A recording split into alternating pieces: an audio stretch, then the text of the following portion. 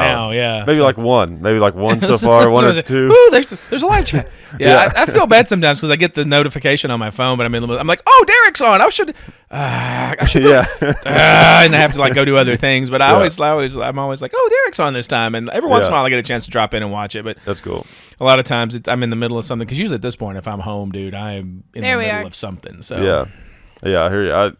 Occasionally I'll catch those notifications with Joe Rogan and his podcast, and if it's someone I care about, even if I'm busy, I'll like go just for a second because I'm like, oh, cool, they're live right now, and I'm like, all right, I'm gonna come back and watch this later. Yeah. I'll come back and watch a few of the ones with Derek and stuff like that, just because I enjoy when he's on. Yeah, we gotta get him on again. Oh yeah, dude. No, that was. We'll try to do that soon. Yeah, that's actually that podcast was actually one of the high points of my year. Like I had so much fun doing that. It was fun. It was a lot of fun. It was a very highly listened to podcast. Well, I can imagine. I mean, it's got a Nazi basement story in it, dude. How do you not listen to that conversation? Come on, man. That was beautiful. That's true. Yeah. Yeah. So. We were getting cracked up on the. He was actually here 2 days ago for a podcast, and we were getting cracked up because like he was talking about.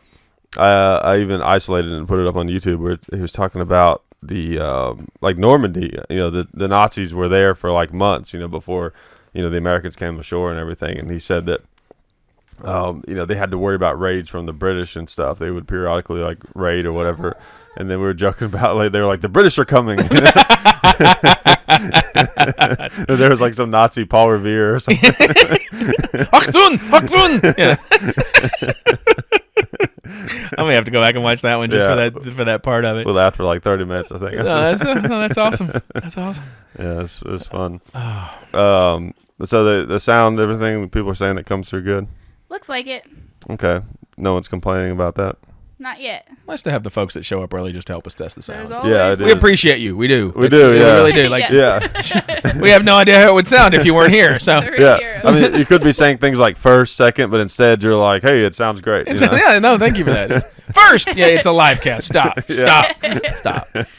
No, there's definitely still first and second. Well, never mind. Sorry, didn't mean to offend you, first person to comment. Didn't mean to denigrate your contribution to the show with your first. Yeah. What's great is if you post your own YouTube videos, then you can actually be first. Dude, if I ever start posting on YouTube, that's what I'm going to do. I'm going to everyone to be the first person to comment first and just let it go. Troll my own feed. Right. Nobody gets to be first ever. It's me. I made this. I'm first. Well, you guys ready to get started? All right. I think so, yeah. Let's start the show. My wife is gonna kick it off for us. Yeah, we'll see how it goes. Okay. So let me know if you need help. Thanks. I probably will. All right. We've got Gun Culture Radio number 87, and we've got Will with us again. He is a Marine. He's got a physics degree. Does lots of smart guy stuff. Smart Marine guy. Smart Marine guy. Yes, I try. Smart Marine guy. I try. Okay, so we gotta say thanks to the people who support the show. So we got SDI, Sonoran Desert Institute. If you're interested in learning about gunsmithing or firearms technology, did I get that right, John? Right. You can get a degree in firearms technology or gunsmithing. It's a distance learning program. And then Federal Ammunition, and big thanks to them. NRA, if you're looking for a discount on membership, you can go check out our link on hickok45.com. Right, it's also in the description of, depends on when you're watching this video, but if you don't see it in the link right now, just go check one of the other videos on the channel or on the Hickok 45 channel. You can find it. And Bud's Gun Shop. Yep, budsgunshop.com. You can go check them out. They got lots of guns over there. That makes sense. I mean, given the name. Right. Yeah. You know, what are all these My Little Ponies doing here? Huh? You know what's funny is like, Bud's Gun Shop has been, among people who know guns, it's like, it's like Walmart. Like everyone knows that name, right? But a lot of times with businesses that are called something like that, like Bud's Sea-Doos or whatever, there's no actual Bud. It's just like, something they... In this case, is there an actual Bud? Yeah, there is. And I got to meet him. It was really cool. Oh, you're Bud. That's awesome. Yeah, because I actually made that joke. I was like, hey, when do we get to meet Bud? I was just making that joke, and then sure enough... there he was. I'm Bud. Oh, well, that's nice to meet you. Yeah, Bud. He's a really nice guy. Oh, that's cool. Yeah, he's cool. He, other people are kind of more running it now and everything, but because he started the shop in, like in the 70s, and then a guy came in 2006, came from the corporate world, and brought them up to speed with the online stuff and everything. Nice. So it's kind of interesting. But anyways. Well, that's cool. No, that's all. I mean, that's a lot of brick and mortars didn't make it to the internet age of things. So it's cool that they were able to. No, that's awesome. Yeah, it's interesting. In business, just across all the different types of business and retail and stuff. You'll have like certain ones that got to the internet first, and they really, reigned supreme, like Amazon. Yeah. Is a perfect example. They're like, hey, let's sell books. That is how they started, right? Just books. Yeah, online. I'm pretty sure they were just books. Yeah. Yeah. And now they're brilliant. Everything. Yeah. Literally everything. Yeah. I don't think there's anything out there that you can't buy off Amazon. I mean, like a couple of things maybe that you had to go to other websites that are probably no longer around. But I mean, if it's legit, like you can pretty much find it. Like the other day, like I'm looking for a particular ingredient for some stuff I'm cooking. And I've looked everywhere in Nashville. I'm like, well, I guess I'm just going to have to order it off Amazon. Yeah. How crazy is that? I've got to order rice off Amazon because I can't find it anywhere else. Wow, that's crazy. Yeah. I know if I can't, like, for new things, Amazon, for used things, eBay. Yeah. And I'm like, well, other than like local, like Craigslist and stuff, but it's like if I can't find it on either of those sites, I just assume it doesn't exist. It doesn't exist. They don't have it anywhere. This is one little wooden shack in the Himalayas actually sells it, but you have to show up to get it. Yeah, exactly. Yeah, they're not connected yet. Right. Yeah. Sorry. HimalayanYakShack.com. No, we're good. That should be a website. That's going to be. I can guarantee you within 30 minutes that domain's going to be bought. Like, that's great. I don't know what I'll sell, but I'm getting Himalayan Yak Shack. Yeah. It's funny. That's like a business is people will just buy domains. Yeah. Like, I've ever told you the story about BigfootSightings.com? No. So, I don't know. It just popped in my head. I was like, I wonder if anyone has the website BigfootSightings.com. If they don't, I'm going to buy it. And I went and sure enough, someone did. And I was like, okay, I wonder how much it would cost. So I sent them an email, and sure enough, heard back, and they were like $5,000 for BigfootSightings.com. And I was just like, no thanks. No, we're good. Thanks. And then they hounded me for like months after that. Because you're probably the only person that actually responded to find out how much it was in like a year and a half. No, he really wants to buy it. No, I was just asking, man. Like it was curiosity. Yeah. I know. And they were like, we could work something out or whatever, And I didn't give us your money. We paid $500 for this site name and nobody wants it. Yeah, really. Like I didn't even make them an offer because I was thinking like, maybe $50 or something. It'd just be kind of funny to have that as a website. Well, what's crazy is someone can buy, someone could go and buy like, your name, like your name. Yeah. As a domain name, and there's really nothing you can do except buy it from them. Like there's nothing. I mean, they could be named, Bob Smith, and go out and buy, your name as a domain. And there's like that happened to. It's happened to a couple of presidential candidates. They've gone to set up their website and found out that their name for president is now somebody owns it. That's weird. It's just really, really bizarre. And it's funny too. Like for decades, that little underscore has just been hanging out on the keyboard. Yeah, and now all of a sudden it's like, oh man, that's such an important key. Yeah, now I can just change everything with this one little. Yeah. It used to only programmers I think ever touch that underscore for the longest time, and now it's everybody's best friend. Yeah. Yeah, it really is. Or like let's see, others. I mean, you can do an asterisk, I guess, or whatever. I mean, there are definitely things you can. I don't think you can do asterisk. We couldn't do an asterisk in a web address. I know that. You can't? That's right. You can't. I guess I've never seen It's a wildcard character for some operating systems. So it wouldn't translate over properly. Okay. Huh. Yeah. Anyways, I'm sure somebody out there seeing one like, no, you're wrong. Here's the link. And I'm like, okay, I stand corrected. My bad. I know. Well, that's what some people get annoyed by that, but sometimes it's kind of fun on the internet. No, it is. Well, there's a thing, and I've seen it in several different places. It said if somebody asks a question on the internet and you want to get them the correct answer, go in and answer the question wrong. Oh yeah. And 5 other people will show up to correct you. That's true. Yeah. And the other person, then the person can get the correct answer. Just answer it incorrectly. Just completely blow it. And somebody will be like, that's the dumbest thing I've ever heard. This is how it really works. Yeah. Thank you. And then you've gotten the person their answer. So it's actually some sort of behavioral theory that people are more likely to correct a wrong answer than they are to confirm a right one. Than to give an answer at all. Oh, yeah. Okay. Yeah. Huh, makes sense. Yeah. Like, I'm not very smart, but the internet has made me a lot smarter than I used to be, for sure. I think it's made a lot of us, because of that. Like, I remember, so, it was a little... At least more informed. We'll go with that option. A little back, Hickok 45 lore here. So, like, a long time ago, when we were first getting started on YouTube, Dad had an AK-47 early on, but then it sold it long before we started doing videos and stuff. And of course, it's iconic firearms. So when we started making these gun videos, we're like, okay, we gotta get an AK to do a video on. And so Dad bought one back in the really early days, and so we're like, oh, we're gonna do an AK video, and we did this video, AK versus AR-15. You know, I thought that'd be a really cool video to do. Yeah. And oh man, we had no concept of just the worldwideness of the internet. So we got this. The video's still up. People can go watch it. It's actually, I think it's got like 1 million views or something. Good Lord. And it's we got a Soviet flag and an American flag, and like set up this thing, you know, had like the AK and some other like Russian stuff, and then, you know, the AR-15 and the 1911 like America and communism, you know, and like talked about the guns and stuff like that. And at one point, Dad made some comment about like, you know, the AR-15 being the gun of freedom and the AK being the gun of oppression. Oh wow! I bet that went. And you know, I mean, you know what he meant. No, I got it. Like, oh man, did that open up the biggest can of worms I had ever seen in my entire life. I bet that YouTube comment is. I bet that thread's still being commented on today. Oh yeah, people just coming in 5 years later. No, yeah. I'm sorry. Yeah, that was like a crash course in the internet. Yeah, no, I can imagine it was emphasis on crash. Yeah, really. Yeah. Because I mean, this was like 2009 or something. You know, YouTube was still in its infancy. You know. Yeah. And before it became the corporate juggernaut it is today. Right, exactly. But yeah, that was an eye opener for sure. I can only imagine, man.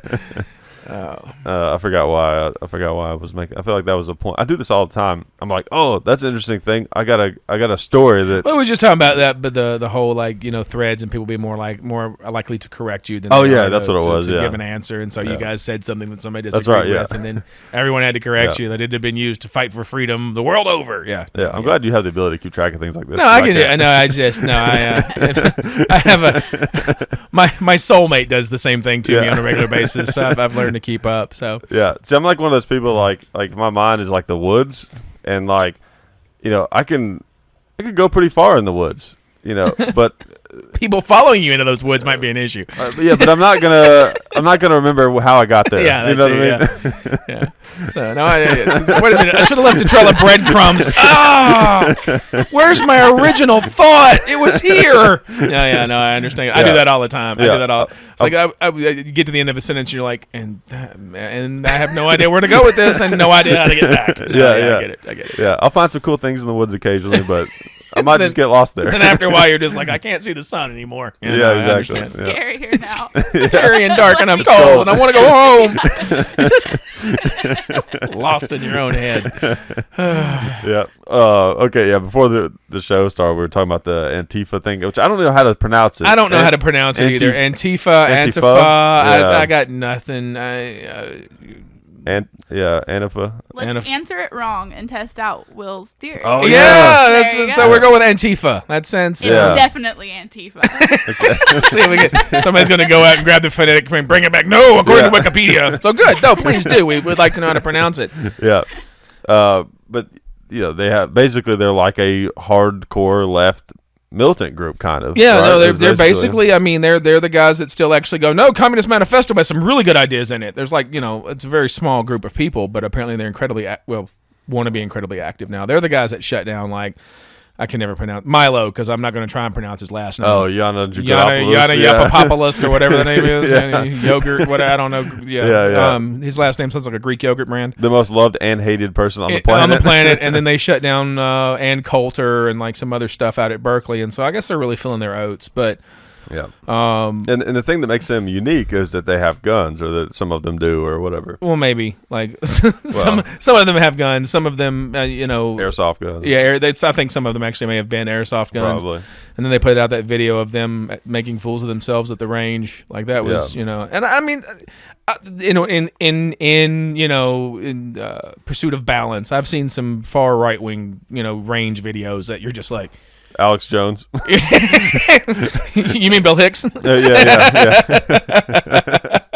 Great jokes, man, but you can't shoot a rifle. Yeah, no, just stop. Yeah. But no, yeah. I heard somebody the other day that they were people who take survivalist LARPing to an extreme, that kind of thing. Yeah. So I mean, they're on both sides, but I mean, I feel like that this Antifa group is just trying to make themselves seem a lot more serious, and formidable than they are. They're like, well, if the right wing militia groups have these weapons, then we do too, and we can fire them. Yeah, well, you're firing them at zero at zeroing range. You know what I mean? Like, and they probably think that it's gonna be which maybe it is for some people. It's gonna be like, oh, it's gonna be a conflict for the conservatives because they're pro-gun and we have the guns now or something like that. No. But it's not at all for me. I want everyone to have guns. Yeah, no, it's sort of like free speech. Yeah, it's Israel Disraeli. I don't agree with what you said, but I'll defend to the death your right to say it. Like, yeah, no, I don't know that I want somebody like myself.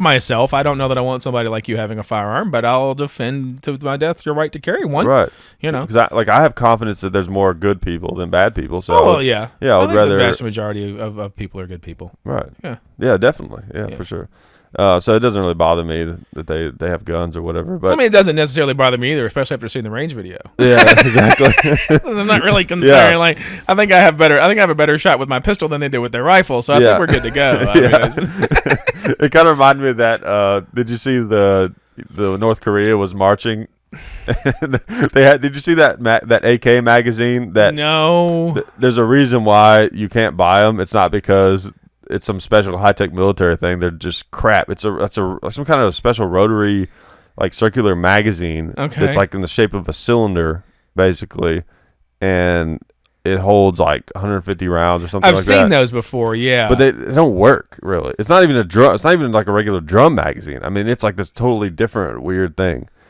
And they had a bunch of them, and they're known for not working. and everybody's marching around with them strapped to them. Yeah, I mean, it's like weren't the nose cones like all jacked up on their missiles during that parade? Yeah. There was a lot of stuff like that. There's a lot of just bad stuff. They were muzzling each other. Like everyone's rifle was pointed at like one of the other soldiers' head. Oh, that's amazing! Just a whole like precision flag movement. Yeah, like that whole country, man. It's just what's crazy about that is that the way that country is now affects the way I watch one of my favorite shows of all time. Yeah.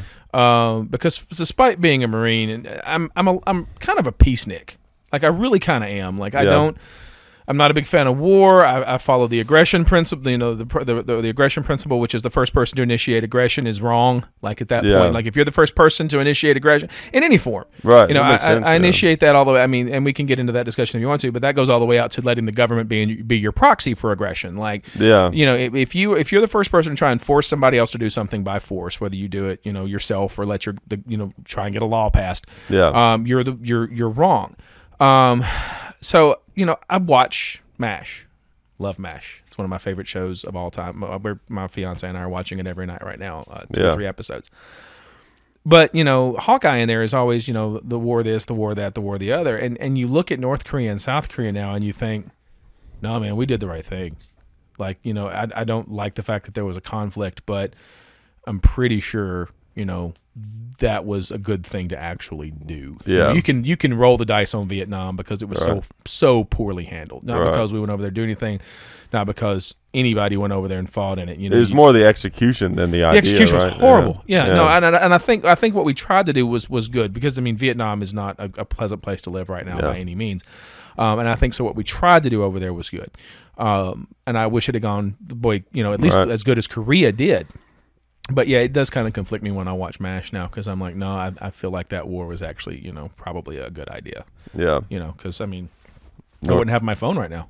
Yeah. Samsung's a South Korean company, bro. Yeah. Like, we wouldn't have Kias, we wouldn't have Samsungs, we'd have a lot of stuff. So yeah, no, I think that was actually probably, as much as I'm against foreign interventionism, I feel like that was probably one of the better, better runs. Yeah, and I feel kind of the same way. I'm not a big fan of going and being,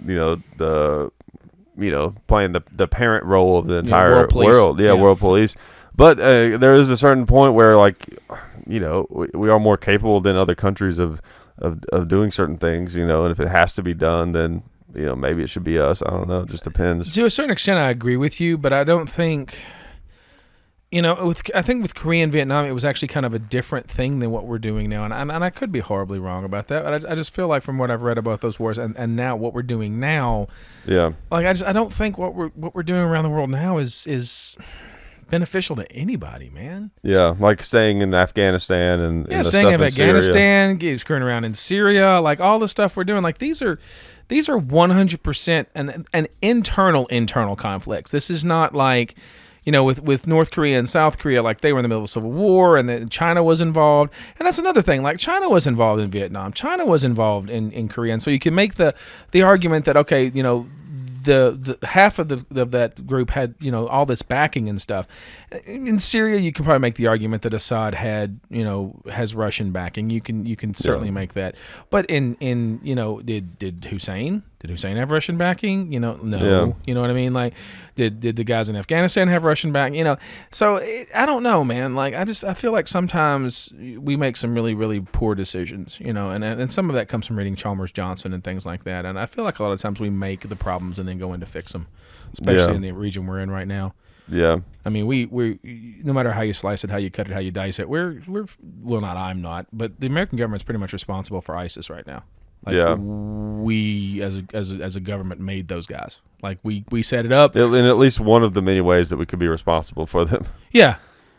I mean, either they're the rebels that had some Al Qaeda ties that we knew about when we armed them as rebels. We created the power vacuum over there that allowed them to move in and do what they do. So I mean, I'm not saying we commissioned them. It's not a CIA plot, but it's just we seem to go over there on a regular basis and make a bunch of really bad decisions that have a bunch of really bad consequences, and then shrug our shoulders and go, I don't know how that happened. Yeah. So I don't know, man. It's Blowback. Right. it's the CIA. There's a book about it by Chalmers Johnson that's really really good, and it's just the term for the unintended consequences of American actions, and the entire Middle East right now is one massive freaking example of blowback. Yeah. So. And I guess from a pessimistic viewpoint, some of it could be like we go over there and poke the bear just to get a reaction out of whatever some other country, so that we can get the public opinion on the side of whatever action we want to take over there. It's like that's always been the way, man. I mean, to say that that there's a law against propaganda is absolutely ridiculous. You know what I mean? Like we do that all the time because you've got to have that. You've got to have this monolithic enemy that wants to destroy you. Because if you don't have the monolithic enemy that wants to destroy you, then support falls apart for your war.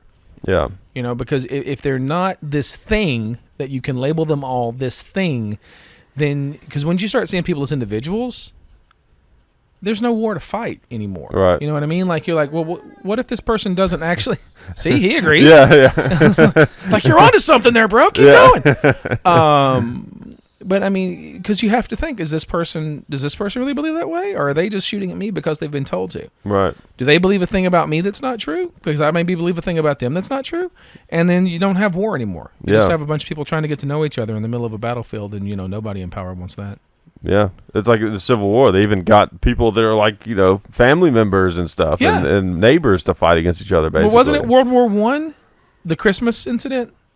I'm talking about where the sounds familiar. Where the German soldiers and the American soldiers came out of their foxhole. Played games and then came out of the trenches and played games, and then when it was all over, they had to go back and start shooting each other. It's crazy. Yeah, that's just crazy to think. I remember that podcast we were talking about before the show when you were on with Derek, which we got to do that again. Yeah. And a couple of years ago, one of the things we talked about was combat footage. Yeah.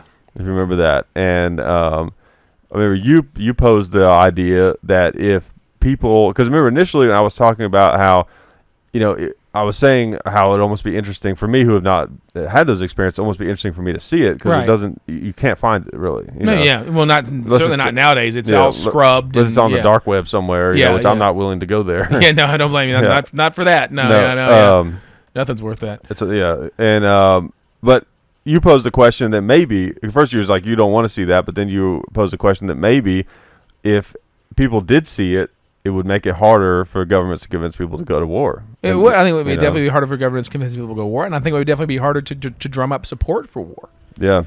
because if people saw what actually happens to folks, our side, their side, innocent bystanders, that's another thing. Like, we haven't had a war on American soil since the Civil War. Right. So that's the last time people have, other than people going overseas, have really seen it. Yeah.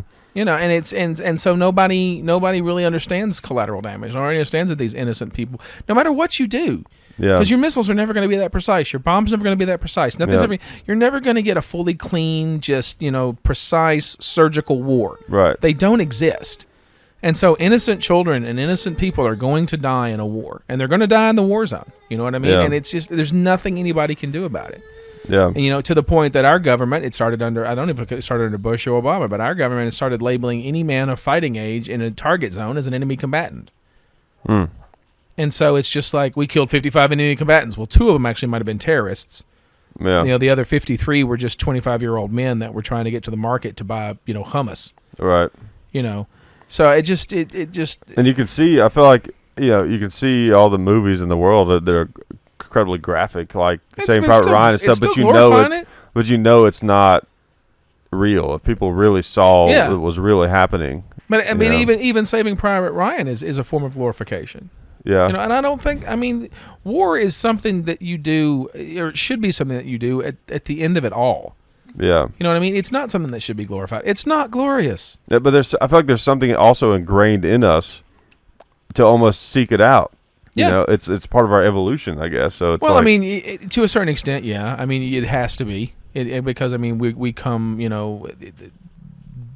the biggest ape with the biggest stick, control the biggest area, and so even if you look at that from an evolutionary standpoint, the biggest ape with the biggest stick mated the most and had the most offspring, and so that sort of violent tendency got carried down. Right. But I don't think we're doing anything to help it these days. No. Especially now that you look around, even here in America, at the political climate. We were talking about Antifa a few minutes ago. Right. Everybody's just getting more and more violent. Yeah. And it's just, on the left, on the right, it's getting unbelievable what's happening in this country right now. And it's just violence after violence after violence. It's like, we need, the governments exploit our inner desire for conflict. Mm-hmm. And I think that, one thing that I guess could help in war, one, seeing how awful it is in real life. Yeah. But then also, we're not going to be able to get rid of that. It's just, especially with men, it's like, it's a guy thing. Like, we think about stuff like that. We run scenarios like, man, what if this guy tried to kill me, or what if this guy tried to do this or whatever. It's just like, it's very like in us, I feel like. I have to disagree with you on that one. Yeah. Go digging into some cultural anthropology here. Okay.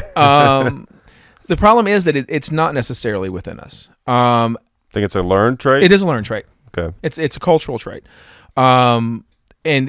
There is because everybody, one of the things that they teach in cultural anthropology is you never say anything is inherent, because we can find a culture somewhere where it's not. And there's a culture, I think it's somewhere out in the Pacific, I want to say it's in the Pacific Ocean. And it was on top of a plateau, and like it's this really super isolated culture for a long time that nobody knew about. But like when it was discovered, the women, obviously have the babies, but as soon as a woman has a baby, she hands it over to her husband, and they go back out and go hunting, or they go back out and fight the wars. Just kind of like lions. Yeah, it's the opposite. Yeah, it's the opposite version. The women are the ones that go out and do all the stuff, and the men stay home and take care of the babies and have really elaborate hairstyles and gossip and sit around the fire and cook. Oh, wow. And all the things that we associate, as a stereotypical female thing, the men do in this particular tribe. And so I don't know. The idea for conflict is there, and I think in some people, it is kind of ingrained. But I think to a certain extent, it is still, there's a lot of a cultural aspect to it. I mean, if you think about just the way you were raised, the way I was raised, like I think, there's a lot of like, well, you don't let anybody do this to you, you don't let anybody do that to you. And, I think for the most part, as we grow up, we almost grow out of it.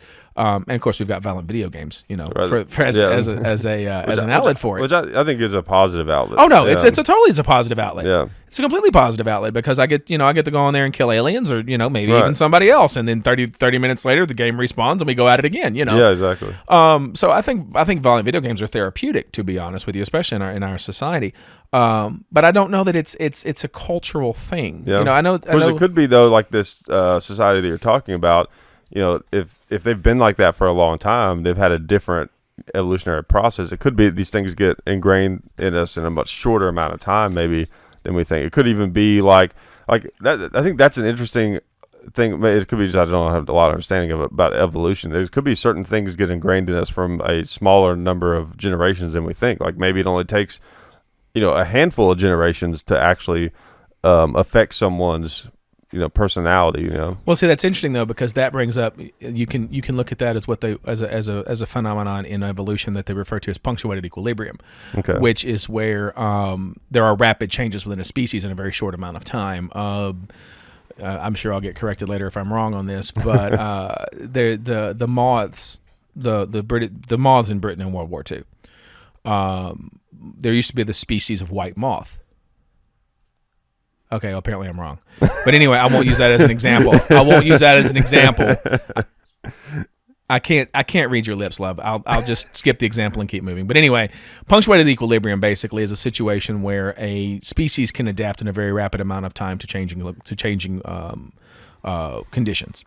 Okay. But the thing with punctuated equilibrium is it's not necessarily a change so much as one of the theories about it is it's not so much necessarily a change as it's a manifestation of a dormant gene that fits that situation. Oh, okay. Or a recessive gene that fits that situation. So it's like it turns it on. Well, it's not necessarily turns it on. It's just that. So let me see if I can come up with a decent way to come up with this. Say melanin count, how dark your skin is. Okay. Say there was a solar flare up. Okay. And there's sort of a recessive gene. Now it's in real life it's the exact opposite. White skin is actually less common throughout the world than darker shades of skin. But we'll just use this as an example. All right. So there's a solar flare up, and it kills most of the people with really, really, really, really, really white skin. Like we just all die of skin cancer or whatever in a very short amount of time. The small part of the population that survived it, even though they were a smaller portion to begin with, they were the ones that propagate. And so the species would change. This is a very rough example, but the species would change very quickly over time because only people with that sort of, small amount, that small gene that made them darker would be able to survive that. It was such a hardcore natural selection. It's such a hardcore natural thing, but that gene was there. It didn't turn it on. It didn't change it. It didn't cause it to happen. Okay. It was there, but it was a bottleneck, and that portion of the population made it through that bottleneck. Now, once the solar flare goes away, and light-skinned people can then come back, then the lighter and lighter and lighter and lighter and lighter skinned people would then come out of that population again. But so if the situation is that it's a punctuated equilibrium event where these men, that was the cultural expectation, so the men that confined to that cultural expectation were able to mate more and create more offspring, and so you got this sort of what we consider feminine, these sort of feminine men, then that means that the traits are actually within all men, and this culture just caused them to come out. The need to it because, most people in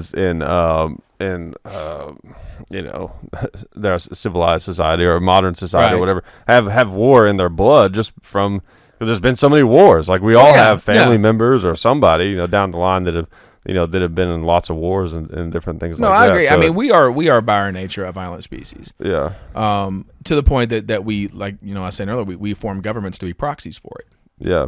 You know what I mean? And so, you're not going to get me to argue that we're peaceful. I mean, hopefully one day we will be. Hopefully one day we can get past, our ape, mentality and stop feeling the need to smack each other around when we reach a level of disagreement where there's an impasse. Which simulation as being an outlet, I think, is probably one of the best ways. That is one of the best ways. It's like you get the best of both worlds. You can still do it, but yet you don't actually hurt anybody. Yeah, and it doesn't change anything. But it. Right. Yeah, I hope one day that we can get past all of it. I don't know that I ever hope we get rid of first-person shooters, but they're pretty fun. They are. I know. I have a great. I enjoy them. It is interesting that that's something that's programmed in us, or whether it is or not. I guess that excitement that you get from something dangerous. Something where there's a potential for serious bodily harm or loss of life. It's like it's like this weird blend of fear and excitement that happens. It's strange that we're drawn to that almost like moths to a you would think light, Well, I think actually it's weird that I think it's actually the opposite. I think it's weird that a very small majority of the population is drawn to that in real life. I don't think the majority, because when you get somebody that's like that, there's a term for it. It's called an adrenaline junkie. Yeah. To the point that we separate it out, and I think experiencing it. I think we enjoy experiencing it by proxy or in virtual environments. I don't think the vast majority of us enjoy going out and actually putting our lives in danger. Yeah. So, but I think because that seems like a deselection for evolution right there. Because if you have a genetic trait that makes you enjoy putting your life in danger, the chances are that at some point you're gonna go over the edge, That's and so true, you're probably not gonna live as long as everyone else, and so you're probably not gonna breed as much as everyone else, and so it seems like that one would get pulled out. You know what I mean? Yeah, I guess that's true, but it could also make you more, I guess, in battle more effective if you're. Well, yeah, like Doc Holliday, for example. The reason that he was so infamous is because he knew he was dead. I mean, he was slowly killing himself. Yeah. And he was fearless because it's like the whole reason he went to the West was to die. Yeah. Literally the whole reason he went out there, and you're not going to scare him. You're not going to shake his nerves. He knows he's going to die. You know. Yeah, and I guess in that sort of extreme situation, then right. I can see that. It's the people that are perfectly healthy that go out and do those things that I'm like. Yeah. So it's true. Yeah, it's interesting. I know, like that's one of the things that makes motorcycles really dangerous is because I rode one for a while, and it's like. I mean, you can get some adrenaline off of them, and there's dangerous situations that happen on motorcycles if you ride one very long at all, and it's definitely like a weird, sickening but thrill at the same time, Yeah, no, unhealthy probably. I think it's probably one of the safer ways you can get. I mean, there is some danger. I won't say they're dangerous. There's obviously some danger to riding a motorcycle. That's why they kind of have the reputation that they have. But as far as getting your adrenaline, I think that's probably one of the safer ways you can go about probably, as opposed to like bungee jumping and jumping out of perfectly good airplanes and whatever else people do to get their adrenaline fix. Yeah. No thanks. Yeah, I'm good. Yeah, I like to rappel. I do enjoy rappelling from time to time. Yeah, I've never done that. It's a lot of fun. It is. But the rope's always there and the harness is always there, and it's so you're not gonna fall to your death. Probably. Yeah, exactly. Well, I mean, if you've inspected your gear properly, you're not. You know what I mean? Like if you've got your gear tied off and your rope is good and you know your harness is good and your carabiners are good and everything, then you're fine. It's just so it's. The first few times it's but it's a lot of fun. Just because it's probably something innate in you that's like, I'm up here really high. Scare of that is something that is actually innate in us as a fear of heights. Yeah. But then that like weird feeling when you're looking down at something that it's like I feel like I'm gonna fall, so I just want to get it over with. I'm just gonna jump and be done with it. Oh, this was a horrible idea. It's a very bizarre. Yeah, heights are a very bizarre thing. They are. I have this theory that people that have commit suicide by jumping off of something really high, that like at least like almost all of them, at least a super high percentage, regret it. Yeah, before they hit the bottom. Yeah. Depends on how tall the thing they jump off of is. Yeah. Well, I mean, there's a certain height that you have to jump off of for it to even be fatal. Oh, yeah, that's true. I'm not sure what it is, but I think it's like 5 or 6 stories or higher that you have to get up to before it's actually fatal. Yeah, it'd be bad. Just be severely just limp away. What happened to you? Try to kill myself. Yeah, no, it sucks to be you, bro. Yeah. Yeah. Now I can't walk, so I'm not getting back up there. So yeah. Yeah. Like you fall on like a truck, pillows or something in the back. Just break your neck, and all you can do is sit around in a wheelchair for the rest of your life. Yeah, that'd be great. There's something else I want to talk to you about because I know you are, because you're a states' rights guy, right? Oh yeah, very much. Yeah. So there's something that everyone in the gun industry, I shouldn't say industry, I don't mean necessarily the business, but people who like guns. Yeah, the culture. Are very interested in is this new bill that they're trying to get pushed through. They're calling it national reciprocity, where basically, because it stands right now, like if you have a carry permit, in Tennessee, you can carry in most states. Mm-hmm. But it gets really hairy in places like California, of course, and New Jersey, and a few places in the Northeast and stuff like that. Illinois, places I don't want to go anyway. Sorry, sorry. Except California is the one I would like to go to California, but it's like a different country for guns. I know I have friends in California. I have friends from California, and they're very nice people. And I have friends from Jersey, and they're very nice people. And I have friends, I have a couple friends from Maryland who are very nice people. And I'm just like, but I never want to go visit them ever. Yeah. So it's not even the people there. It's just the level of like, have you ever been to New Jersey? No, never have. Not New Jersey. I'm sorry if you're from New Jersey. I love you. I do. I've my stepfather's from New Jersey. I guess he's still my stepfather. My mother's widower is from New Jersey, and so and a lot of really nice people up there. But you can't make left-hand turns. Huh? I didn't know You that. can't pump your own gas. It's literally illegal to pump your own fuel. If you want to, and when you come to, there's these things called jug handles, and when you come to a four-way stop in New Jersey, where here you and I would just go, and turn around and go off that direction. New Jersey, you go through the intersection, around the jug handle, which spits you out onto the cross street, and then straight through the intersection. Weird. And it's supposed to cut down on accidents in the middle of the intersection. Wow, that's strange. You cannot. So if you're going down the road and you need to get to this gas station on the left-hand side, you go down the next intersection, hit this jug handle, and then come back down. That's weird. I don't think I would like that. No, I don't. It's weird. Maddening to drive up there. I can imagine. It's weird how some states have their own weird like road things. Like in Texas, they have these weird like access roads. Mm-hmm. You know what I'm talking about? Yeah. I don't like those because it's like you see the place you want to go and you're like, oh, I want to go right there. And then you got to decipher how to get onto the access road. Yeah. Yeah, you got to go on up. It's like, well, you can't just turn around. It's a one-way road. So it's like you have to go around. You have to go down and hit the access road on the other side of the highway, come back down that access road, come back across the highway. Yeah, it's annoying. And it's kind of weird, though, because a lot of the towns, I remember this in Texas. Excuse me. I remember this in Texas because it causes a lot of like the little towns that are along the interstate to just look like strip malls. Yeah. They're not. Like, they're separate businesses and stuff, but the way they're set up, they're, like, hugged right up against the interstate, maybe one or two access roads out, and so it looks like you're just driving down the center of a strip mall. Yeah. It's very, I'm not a big fan of that either. I'm not a huge fan, but it looks like the pull-offs that they have in New Jersey. Yeah. Now, that's one thing I do like about New Jersey, is the on the turnpikes and stuff up there. There are these, they're on the highways, I don't know if they're on the turnpikes or not, but on the highways, they have these, like, big, like, rest stops in between on the highways just randomly, and they're fully stocked. Like there's a Cinnabon and a Starbucks and a restaurant and the whole nine yards. And when I first moved up there, I was like, these are awesome, and they are really, really cool. So I think there's a couple places in Tennessee that are starting to kind of get that. But yeah, Jersey's full of them, dude, and it's great because you can just be like, I want a Starbucks, and you just pull off the. It's not like you don't get off on an exit. You just pull off into this little rest area, and there's this like fully stocked like little mini food court thing. Yeah, it's pretty neat. Yeah, it's so like you guys do have that going for you up there. I kind of enjoy that quite a bit. It's like that McDonald's in Chicago. Maybe there's several, I don't know, but there's a particular McDonald's in Chicago that's literally right on the interstate. Yeah, it's that kind of. Because no one wants to get off the interstate right there. Oh God. Yeah, so it is definitely it's that kind of thing. Yeah, Yeah. I don't know if there's any McDonald's in the ones in New Jersey, but dude, there probably are. It's been 10 years since I've been to Jersey, but yeah, dude, that was kind of nice. What you were talking about though, the reciprocity thing. Yeah, so I love the idea of, 'cause I have a carry permit, I carry a gun everywhere I go. I love the idea of just that's a non-issue now. I can go anywhere in the country and I can carry my gun and I can feel, somewhat safe. Safer than I would without it.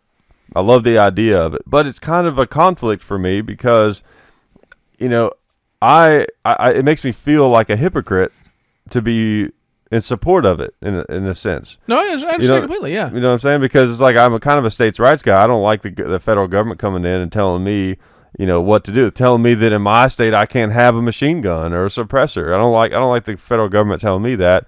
So it seems hypocritical of me to say the federal government should tell people in California that they have to allow me to carry my gun there. No, I understand completely, and it's your cognitive consistency is refreshing, because I mean a lot of people are like, no, this is a right and everyone should have it and should be forced on every state and they should be. No, it really shouldn't. I mean, the Second Amendment, it is a right, but it's not 100% clear. It's not just 100% clear. I mean, if you're a states' rights person, then you kind of have to go back and look crossways at the 14th Amendment anyway, which I like what it did. Okay, I get it. It was necessary. But those original amendments weren't really designed for the states to follow. Mm-hmm. They were kind of designed for the federal government to follow, and the states were pretty much allowed to do their own thing. Right. So I do come down on that side of it with you as well. I mean, to the point that, obviously with the 14th Amendment, they can't do it anymore. But, prior to the 14th Amendment, if a state wanted to ban firearms, they kind of could. Yeah. You know what I mean? And you could do I forget the name of the Supreme Court decision that kind of and definitely fight it, of course. Yeah, but I think for us to have that, like here's what scares me about it.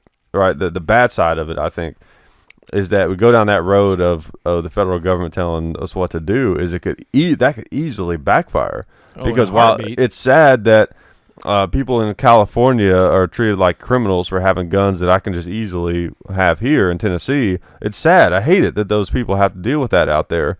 But I would rather there still be states in the United States where I can have, AR-15s and stuff like that. It scares me that it'd be like a completely federal thing. So I would rather there be states that are just, have draconian gun laws, but then there are states who have really good gun laws. Then they all just have bad gun laws. Yeah, and that's usually the way it works, and that's what I think a lot of people don't get, and that a lot of my liberal friends back when the former president was doing a lot of stuff, and they were like, "Oh yeah, this is great. Look what he's doing," and I'm like, "No, that's not. I mean, I kind of agree with it, but no, that's not cool. Yeah.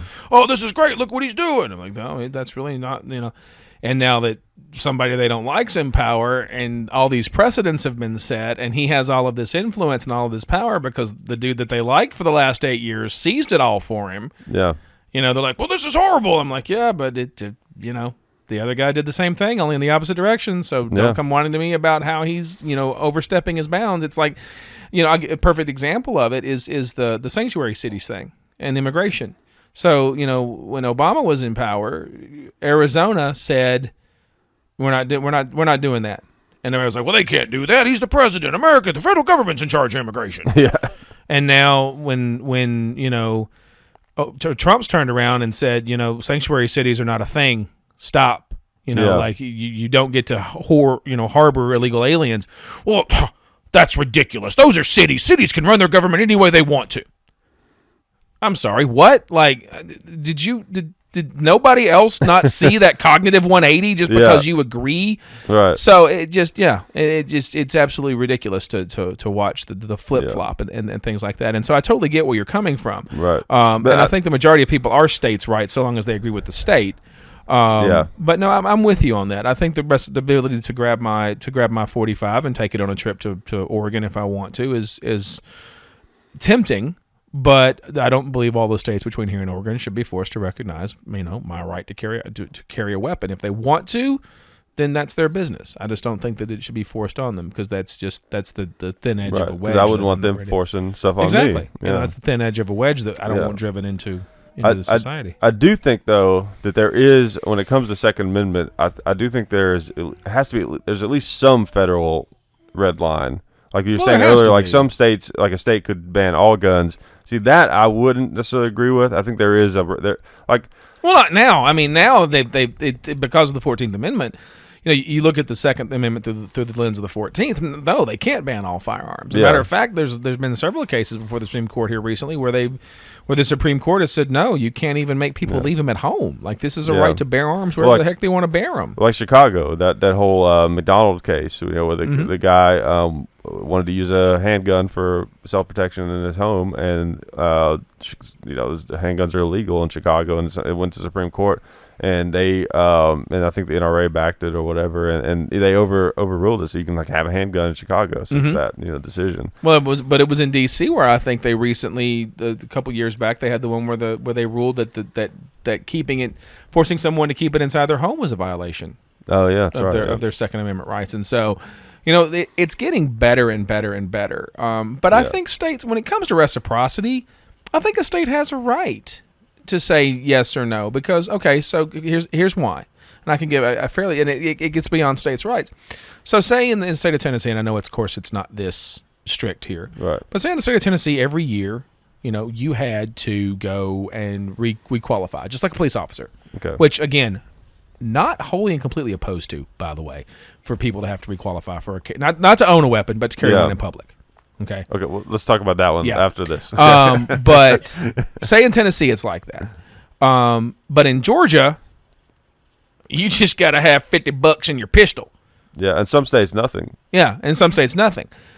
Do I want to run the risk of someone who has zero training with a firearm being able to legally carry in my state? Or should the state of Tennessee be able to be like, no, guys, that's just no.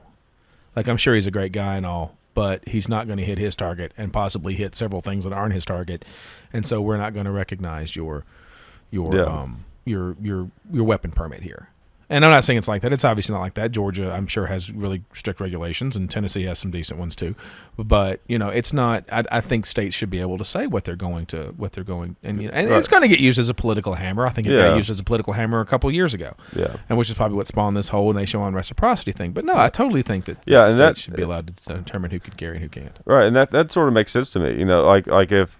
Yeah, exactly. Like some state may have a different standard than another one. They don't want people not following their standard in their state. Maybe like a compromise on that national reciprocity would be like maybe the federal government says like because of the Second Amendment, every state is required to make available a way for citizens to carry some type of firearm on their person or something like that. Yeah. And they could restrict it down to the point where, you have to go through extensive background checks and it's a single shot 22 or I don't know, whatever, but it's like there's at least some option. And then it's like if you want to carry in California, you got to be aware of their laws and I think California is isn't it a need what's the difference? What's the term? It's a may issue or may issue, like not a shall issue. Yeah. Yeah, and they don't. I think they recently said they don't consider personal protection a viable reason to carry a weapon. Yeah, which is a viable reason to stay out of California. Yeah, it's definitely a viable reason to say that. Heck out of California. Yeah. But like you were saying on the carry permit thing, like, well, yeah, it would be nice if people who carry guns have experience and are trained and vetted or properly vetted and all that kind of thing. I do. From my perspective, I do see it as a right to be able to protect yourself with a gun. It is certainly a right to protect yourself with a gun. It's your right to own a firearm so long as you haven't done something that gave up that right. It's your right to own a firearm. It's your right to protect yourself with a firearm. Right. But to me, and this is where I sit, to me, the ability to carry a firearm in a public place and possibly use that firearm in a public place, you should have to prove some level of proficiency with said firearm. Yeah, or maybe like, the thing is, I don't necessarily agree with that because I think anyone should be able to carry a gun if they want to, but maybe somewhere in the middle would be like the process of getting your application to carry a gun. There's not like a pass-fail kind of situation. You just are forced to be made aware of certain things. Like, for example, you have to sit through the class where they tell you all the stuff, which is actually pretty good. Like when I got mine, I was actually surprised by how well they kind of went through all the different things you have to be aware of, and being involved in self-defense shooting, all that kind of stuff. And then maybe you're required to shoot, but there's no pass-fail. But there's some kind of thing where it's like people know that how they shoot is going to come up. Right, so like if they're involved in a shooting and their score was just horrific, that's going to be an issue in court. Like that, maybe they had no business being in that situation or something. I can see that to a certain extent. My problem is, it's not going to matter to the person that got their brain spattered all over the side of the building by the missed fire. Right. It's not going to matter to their family. You know what I mean? And so I think... Or either way, it probably wouldn't. Were they vetted or not, Yeah, but it wouldn't. It wouldn't matter if they were vetted. I'm not saying that somehow vetting them makes it okay. Yeah. What I'm saying is if you require someone to qualify... I mean, we require police officers to qualify. Yeah. If you require someone to qualify, that's it. That's it. There's no... oh, well, you have this or that, or we don't like this or that or the other. We don't think this is right about you or whatever. Because at that point, you're not trying to vie for, and I know there are people out there who are like, that's a right, I shouldn't even have to have a permit. And that's fine. That's your belief. But it does become a matter of public safety. You know what I mean? Like to be Well, it's sort of like cars. Exactly. No, it's exactly like cars. Yeah, it's because exactly like cars. If you cannot pass a basic driving exam, we don't let you have a vehicle. And one thing people will say, they'll drive a vehicle. Is an argument. They'll be like, you have to get a car registered, so why do you have to get a gun registered? You actually don't have to get a car registered. No, you don't. Because you can just buy a car and do whatever the hell you want to with it. But when you put it on a road, that's when it becomes a different issue. Exactly. And so you buy a weapon, you can do whatever the hell you want to with it. You don't even have to I'm not even saying register to carry. Right, yeah. Not even saying that. I don't think you should have to register a firearm. No, that's a horrible idea. Yeah, definitely. No, don't. Yeah, I wasn't. And I want people on the feed to know that I am in no way. No, I wasn't assuming no, that exactly. you were saying that. No, yeah, exactly. But I think it becomes a public safety issue when you carry that firearm out into public and have a chance to use it. And I would rather feel like the people walking around out there with a firearm strapped to their hip have some basic knowledge, of how to look down a set of sights and squeeze a trigger so that a round 99 times out of 100 goes pretty much where you want it to. Right. I don't want, like the guys that we were talking about earlier with the survivalist LARPers, to go and just be like, oh, well, I took a course and now I got a gun and I can carry it on my hip and you better not cross me, Right. Because I'm legally carrying now, or exactly. One of those guys to freak out because the wrong person starts walking towards them. So I think there needs to be some sort of qualifier because, when hot lead is flying at high velocity, I'd like to think that the person that's putting that lead out there in the air has been forced to at least pass some sort of cursory test that says you have a basic understanding of where to put that round. And how to get that round where it's supposed to go. But as far as owning a firearm, keeping a firearm in your home, defending your family with a firearm, any of that stuff, no. You shouldn't have to have any training. You shouldn't be restricted from being able to keep it in your house. None of that stuff. Yeah. But once you bring it out into public, and I'm walking around with my wife or my stepdaughter or my grandparents, then you need to prove to me, maybe even through proxy of the government, that you know how to use that piece of gear. It could be that, again, just trying to find a compromise on that would be like, let's say you carry, okay, so like you're saying, to carry a gun, and it's like this really in most states, but to carry a handgun out in public, you have to shoot it, you have to qualify with it, just like you're saying, and go through all the vetting, basically, to do it legally. And when you've done that, you are a legal carrier of a firearm, right? All right, and maybe there's even there's different organizations that will that protect you and provide like insurance and help, like in case you get into a court case and all this kind of stuff. So it's like you're 100% legal. You have all that support, maybe even some from the government, whatever. It's like you're not doing anything wrong. But let's say if people carry firearms illegally, maybe they reduce the penalty for that to where like you can carry a gun without a permit. You're probably not going to get really in any trouble if you get caught with it. Maybe it's a small fine or something like that. But it's kind of like driving drunk in a way. It's like if you use it, like you're pretty much liable for everything or something like that. Yeah, I can see that. To where, I can see that. You know what I mean? To where it's like you're not 100% just stopping people from carrying a gun if they really feel like. Because what if someone is not a gun person and they don't, because it takes time to get a carry permit. Yeah. And I don't know, someone's threatening them or like whatever. They really are in fear of something like that, and they want to get a gun and carry it to protect themselves based on something that literally just happened. So I think people like that should still feel like they can, take that kind of action if they really need to. So I feel like there's got to be some kind of coming from. No, I do definitely see where you're coming from, and maybe incentivizing it to that point. You know what I mean? Where this man was illegal. He went through this. He went through that. He went through the other. And it probably would be no more than the downgrade from second degree murder to manslaughter. Yeah. But it's something. You know what I mean? Whereas if you don't have all the training, then maybe any if you actually kill someone, it's negligent homicide. So yeah.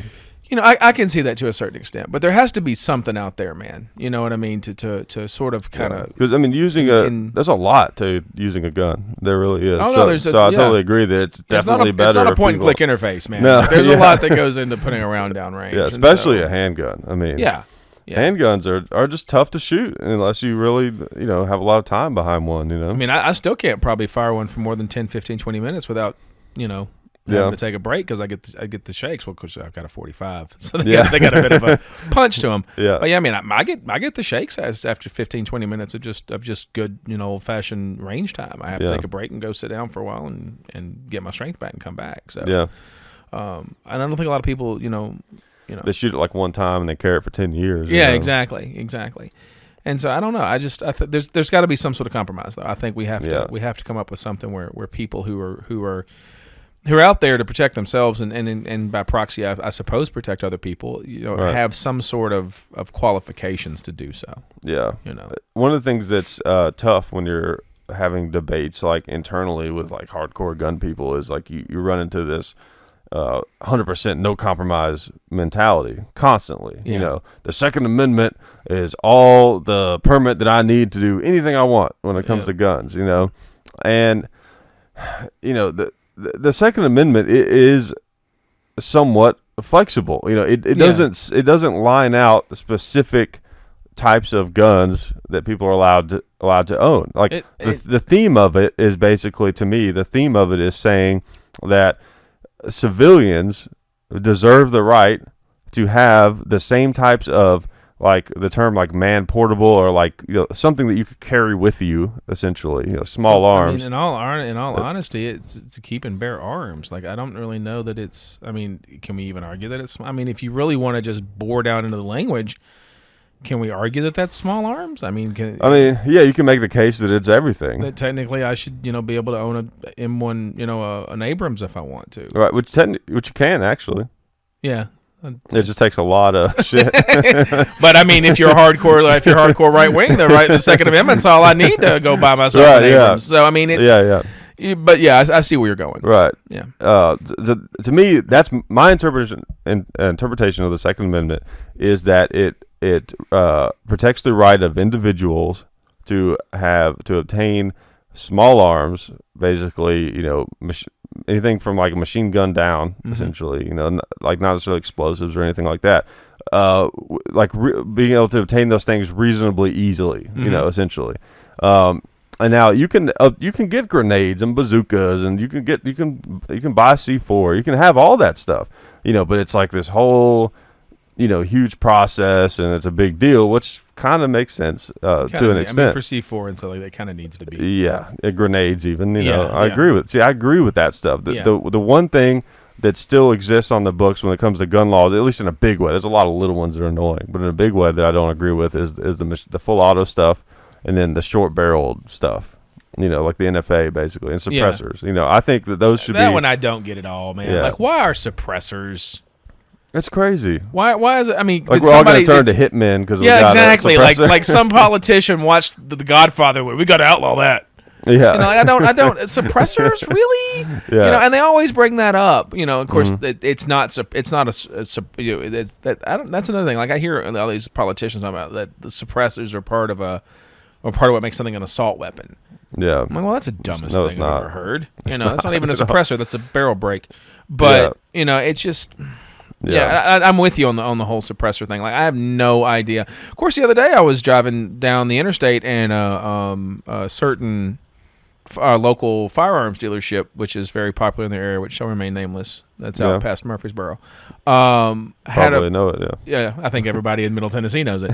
But had a sign up that was like, "No, they're not illegal," and it was a suppressor screwed into the front of a handgun. And the last time I was in there was talking about how they weren't actually illegal. They aren't. They're just very difficult to get. Yeah, they're just very, very, very, very, very difficult to get, which I think is kind of ridiculous. Like, I still don't understand. Not like buying a grenade difficult, but they're tricky, I mean, it's easier to get a suppressor than it is a saw. But I get there. 240 golf, but right. It I don't understand why it's that hard at all. But I consider all that stuff equal. Yeah, and it's not like you can still hear them. Oh, it ain't like the click, click, click, click, click that you hear in the mafia movies. It's still got a bit of a report, man. Like, and I don't understand that high speed air.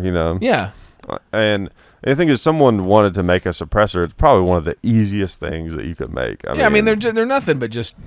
I mean, it's nothing but really thick. I'm really sure good ones. There's a lot of technology that goes into it and everything, and you wouldn't be able to reproduce that. But as far as just making one that'll work for a few shots, I mean, I've seen them. I've seen them made with 2-liter bottles and wadding. Like, it's you can do it with anything. Just about A pillow, a potato. No. Potato silencer.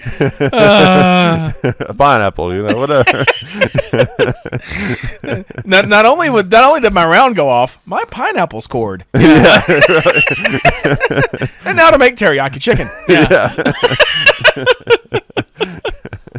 But it's so silly that, like, if I got a 2-liter bottle, yeah, and cut the end off and put it like a towel and wrapped it up inside there and got the whole thing wet and then stuck a gun in it and fired it. It's the same concept. It's a felon. I could go to jail for that. That's just crazy to me. It's absolutely ridiculous. Yeah. But there's so many weird things out there. Somebody was talking, it's not just that, and there's these, because I'm trying to think of one right now that scares me. But there's so many little weird things out there that you can go to jail for that you never think, like, really? You know what I mean? Yeah. Like, I was talking to a friend of mine yesterday who just graduated with his engineering degree. That there was a guy in Oregon. He didn't go to jail for it.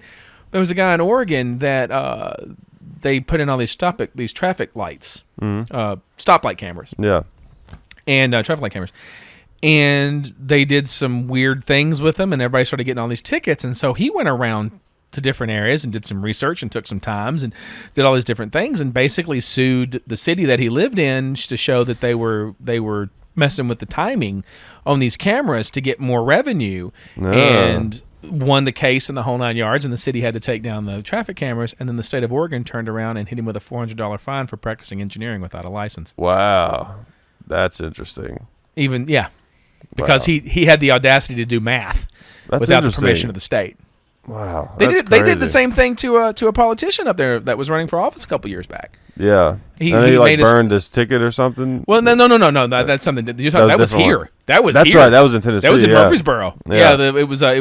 He was already a lawmaker. I think he's the state legislator for Tennessee. Okay, for I saw that. I was like, that's awesome because it just so happened I had this friend, that got one of those. Okay. and he was really stubborn about it and decided that he wasn't going to pay it, and then saw that and it was like, yeah. You got a state legislator telling you to turn that bad boy's set it on fire. But no, this guy actually made a statement in one of his campaign ads that he was an engineer because he had gone to school and got a degree in engineering. Yeah. And the state the state of Oregon hit him with a fine because he didn't have an Oregon State engineering license, whatever. And so in the state of Oregon, he wasn't considered an engineer because he didn't have this permit from the government, even though he'd passed all of his classes and had a degree. Oh, man. And what I was talking about was in Tennessee, there's this FRPR or FEPE thing, professional engineer. I don't know what the FE stands for, but in order to become like a professional engineer in Tennessee, like there's all these hoops you have to jump through, including working under another professional engineer for like a certain amount of years. Weird. And if you can't find one to work under, well, then before you can even take the test. Wow. And so if you can't find one to work under, then, well, too bad for you. Man. Yeah, and so basically That's crazy. it just seems like a sort of an good old boy network that somebody got put in place a long time ago that's never changed. Yeah. But that's just my personal opinion. That's the problem. It's like the whole movement of legalizing marijuana. One of the big problems with it is like they realize there's all this money to be made, and they're just like, all right, well, we're going to help out our buddies and try to control who can get into the business and all that kind of stuff. Like in Ohio, it actually got voted down. Yeah, because they ended up giving it like 2 people could grow it or something. Right. Yeah. Yeah, it was ridiculous. It's absolutely no. I'm so glad that they did that. How cool of them. Because they all wanted it to pass. They all wanted to have legal weed, of course, but they were like, "Hey, if we can't have it how we want it, no thanks." They interviewed people coming out of those things. Some people were like, "I can't believe I just voted against legalized marijuana." Yeah, wearing like a pot leaf shirt. I've been fighting for it for 20 years, man, and you just made me vote against it because you screwed it up so bad. Yeah, but that's like Pence and this. Oh yeah, he's the idiot that when he was governor that freaking got in order to sell liquid in what was it, Illinois, Indiana? What was he governor of? One of the I states. I'm not sure. I guess I haven't heard of that. I thought you were talking about. When you said Pence, I didn't think vice president. I thought of the attorney general for some reason because he was like he's like trying to restart the drug war. But you talking about Sessions? Sessions, yeah. Oh, screw that dude with a running chainsaw. Yeah, man. I cannot stand Jeff Sessions. Yeah, I don't like him. He's the stuff that comes out of that man's mouth and about. And I reiterate, me and Penn Jillette, the only 2 non-pot smoking libertarians, but the stuff that comes out of his mouth about marijuana, you're just like, dude, what did you get that from? Reefer Madness? Like, where do you get your facts? Like, what? That makes no sense whatsoever. Yeah. No, but Pence, when he was governor of whatever state, there are certain people that just my mind wipes facts about them, no matter how much attention I'm forced to pay to them. Yeah. So it was either Illinois. Do what?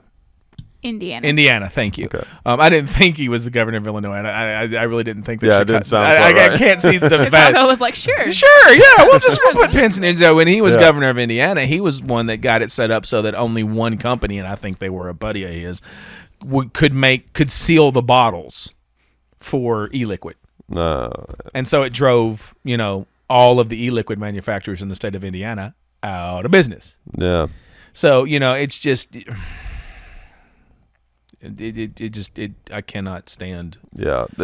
That's what's so cool about technology is because while the government uses technology against us, ultimately it's going to beat them. Oh no, it is. It already is. It's because the more technology that we develop, the individual is able to do so much more with so much less. Oh yeah. Well, I mean, that's like the Liberty. Was it the Liberty pistol or whatever? And I haven't. Talking about the old original. No. I'm talking about the 3D printable. Oh yeah, okay. I don't know that I'd want to. There was the Liberty they dropped in World War II. No. This was the 3D printable. Yeah. Like it was a full on functioning pistol that you could print off the internet. Yeah. You know what I mean? That. And I don't know that I'd want to try it. Yeah. But it was out there. A better way to go is to print like an AR lower and then buy the rest of the parts. Yeah, buy the rest of the part. But it was out there. But the thing is, like, that technology exists now, and you're not putting that genie back in the bottle. No. And so it over time, it's going to get to a point where there's just going to be so much available that I don't think that either the government's going to have to turn into Soviet Russia, right, where they're monitoring everything we do all the time. Which that ship has already sailed. Yeah, exactly. Or they're going to have to, just go. Good luck. Yeah, literally exactly that reaction. That exact reaction. I just collect. They're like at the Illuminati meeting, We're done, man. This is the last meeting of I told you we should not let them have the internet, but no, Mr. Rothschild, you on the other hand, you thought it was a great idea. Yeah, so I think eventually technology is going to reach a point, and where there's no other choice but to let us be free because they're just not going to be able to monitor everything. Yeah, that's going on out there. Yeah, and that the whole idea of 3D printing guns is really cool, especially now that there's like the metal ones that are getting better. Yeah, the metal 3D printing. Yeah, those are free. Those are crazy, dude. Yeah, like we were talking about earlier, though. Those that's what they're called, folks. Sorry, the Siemens spiders. Yeah, where Siemens is putting together these little like 3D printing spiders that they can take out to a build site and literally 3D print a house. Yeah, it's crazy. It's absolutely nuts, man. Like we're that future. Close to having replicators, man. Like, I'm gonna 3D print a cup of coffee. I'll be right back. Yeah. Well, what was I was watching the other day, and I don't know. It could be one of those. I didn't check into it. I didn't verify it, so I'm sure somebody like that's not actually that was an April Fool's. But it was some sort of thing where like somebody in Korea can make a glass of lemonade, and they put it on this little thing on their computer, and then you just pour water in a glass on your computer, and it does something to the liquid, and when you drink it, it tastes like lemonade. Just blew my mind. Yeah, no, I want to look into it deeper. I saw it in passing. It was like a video on Facebook, but I was just like, it's not actually, and it's not even really lemonade. It's still just water. Weird. Yeah, it blew. That's I was strange. like, huh? It's some sort of like, I don't know what it does, but it's almost like it does something. It does something to the water, and apparently it tastes just like whatever I don't know if it works for anything other than lemonade, but they were using lemonade as an example, and apparently they've tested, and it tastes just like whatever you like the lemonade they pour in the sending station. The stuff on the receiver tastes just the same. Huh, that's interesting. Yeah, it was very, very, but I was just like, that's kind of crazy, man. It's like quantum lemonade teleportation, like across the internet. So, but yeah, so I mean, it's gonna get out there eventually, dude. It'll be a while if we don't blow ourselves up first. But I think we're getting further and further away from that. I really do. I mean, you've got the rogue states, like but the thing North is, Korea, but here's my maybe it's wishful thinking, but I like to think that we've got some pretty good missile defense stuff. Oh yeah, this is a question I think I asked Derek, I think. But this is a question that I thought of. I think is kind of an interesting question. So like, okay, let's say that North Korea launches a nuke at the United States. And it lasts more than 2 seconds. Yeah, exactly. Now let's assume that we know 100% that nuke was going to land like in Hawaii or in California or something like that. Like it was actually going to impact in the United States. Mm-hmm. They launch it and we stop it with a missile defense system, and it just falls in the ocean. So no harm, no foul. Nothing has actually happened. But they launch a nuke at one of our cities. Mm-hmm. Like, how do we respond to that? Like, no one actually died, but it's like we can't do nothing. I mean, they tried to kill like millions of our people. You know, that's a tough one, and here's why that's a tough one for me. Yeah. As much as I would love to see the island nation of South Korea, Kim Jong-un did that, or Kim Jong-un's aunt did that, or somebody somewhere made that decision. Yeah. Do we retaliate and kill every person in Pyongyang? Yeah, I mean, it'd be horrific. I mean, to do that. It would be like, I guess, to scale it way down. Okay? Yeah. It would be like, to me, it would be like some 7-year-old kid walking up and trying to punch me in the face. And then I reach over and smack that kid's hand out of the way. Do I then have the right to beat the hell out of that kid? Yeah. You know what I mean? Like, they're not a threat. They're not. North Korea, I mean, you can whatever you want, but I mean, I've done enough actual like reading, not, oh, this is an interesting Facebook article. Yeah. I mean, they're still using diesel subs, man. Yeah. Diesel. Like, you know what I mean? Like, there's a Kenworth in the back of that bad boy. Is that a John Deere tractor or a submarine? Exactly. You know, like, we know when their subs leave harbor. We know when their subs come home. Do you think that our missile defense system is superior to their missile launching system? Yeah, because our missile defense system gets more than 100 feet in the air. Yeah. I mean, was it been 2 missile tests in a row that have lasted 2 seconds into the flight? I heard some rumors that maybe we actually are the reason. Dude, I'm sorry, that would make me so happy if like the CIA. I mean, I'm there might be some crazy trippy radio waves, you know, that we can send. Actually, there was an article in one of the British, the Guardian or the Independent or something, was talking about how, because they don't have the technology, they just don't have it, man. Like, Pyongyang has one hamburger restaurant. I mean, come on, like, it's just they're not a technologically advanced people. I mean, it's crazy to think about the difference between South Korea and North Korea. Yeah, just it's mind blowing to look at South Korea and the level of technology that they can put out, and you're just like, oh my Lord, like, look at that freaking country. And then you go to the north, just above the 38th parallel, and you're like, Stone Age. Is this the same like slice of land? Like, how does this even a thing? Like, man? they're like 70s Russia or something. They're worse than that, dude. Like, it's crazy up there. I mean, have you ever seen of course they came out and said, well, this is we planned it this way. But I don't know if you've ever seen the pictures at night of the Korean Peninsula that have been taken from like from the space station. Are they like block it out or something where you can't? No, they don't have to. So you look, you can see China. Yeah. And you can see South Korea. And in between them, there's this black space with 3 little tiny dots. Which are just little cities. Oh. But you can see, like, South Korea looks like a glowing spider web, and China's got all of the lights up at night. So it's mostly just country? It's mostly just rural areas. Huh. I hope so, because otherwise they're making all their cities cut off their lights at night, which is kind of a certain level of paranoia I don't ever want to think about. Yeah, that is like weird. They're constantly afraid of air raids. Like the entire country's run by Frank Burns. Yeah. But the difference between those two countries just blows my mind. So anyway, go back to what I was saying. The theory is that one of the ways America could have been like, watch this, is that the guidance chips, America got into their supply pipeline and sabotaged their guidance chips to blow up after 2 seconds, 3 seconds, 4 seconds, however long we're letting them get off the pad.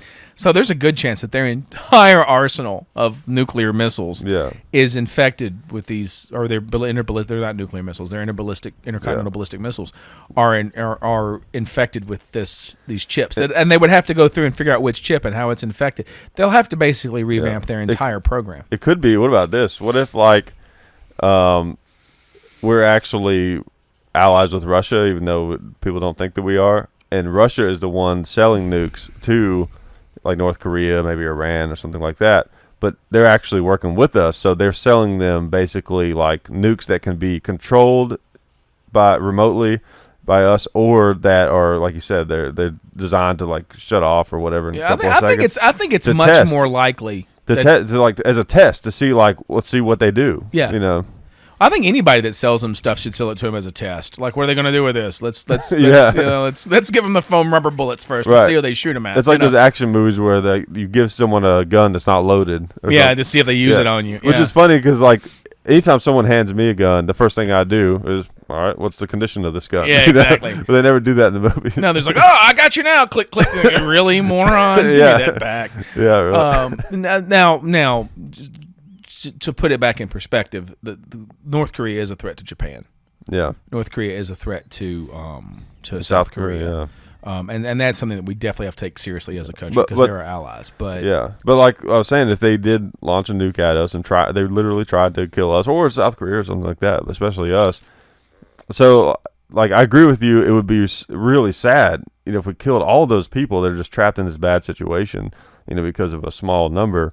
That would be horrific. We'd obviously have to do something, but at least I guess we would have the support of basically everyone. If they there's no way we could just go in there and take them over or something. There's no way that little pudgy megalomaniac thinks that he could get away with launching a nuclear strike against either America or its allies. Yeah. I mean, I don't care what they've been feeding him. There's got to be something in the back of his mind that says, "Don't poke that dragon." Right. It's got to be there. I don't know that we would still be justified in a nuclear response. I think we would definitely be justified in a conventional response. Yeah. Targeted missiles and stuff. Yeah, like that. yeah. At that point, we could just decimate any we could really at that point we would have anything that remotely smacked of anything military. We would have carte blanche to just turn into a parking lot. Yeah. And I kind of probably feel bad for the military because I'm pretty sure the vast majority of them are conscripted. Yeah. But you've got to do something at that point. You know what I mean? So yeah, I think an overwhelming conventional response, sure. Yeah. Nuking the country, I still think that's overkill. Right, because you got a lot of bad things fall out, and with nukes and all that kind of stuff. Well, the only reason to use a nuke is to deter.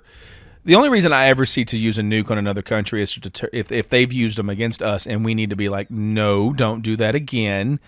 And there goes one of your cities. Now, do you want to talk? Yeah. With North Korea, man, like, I'm pretty sure like 4 of our missiles with multiple warheads, like our good ones, would literally blanket that entire nation in radioactive fallout. Like, there's nothing that they would be able to do. And here's the kicker though, is that Un or Kim Jong or whatever his name is, however you want to say it.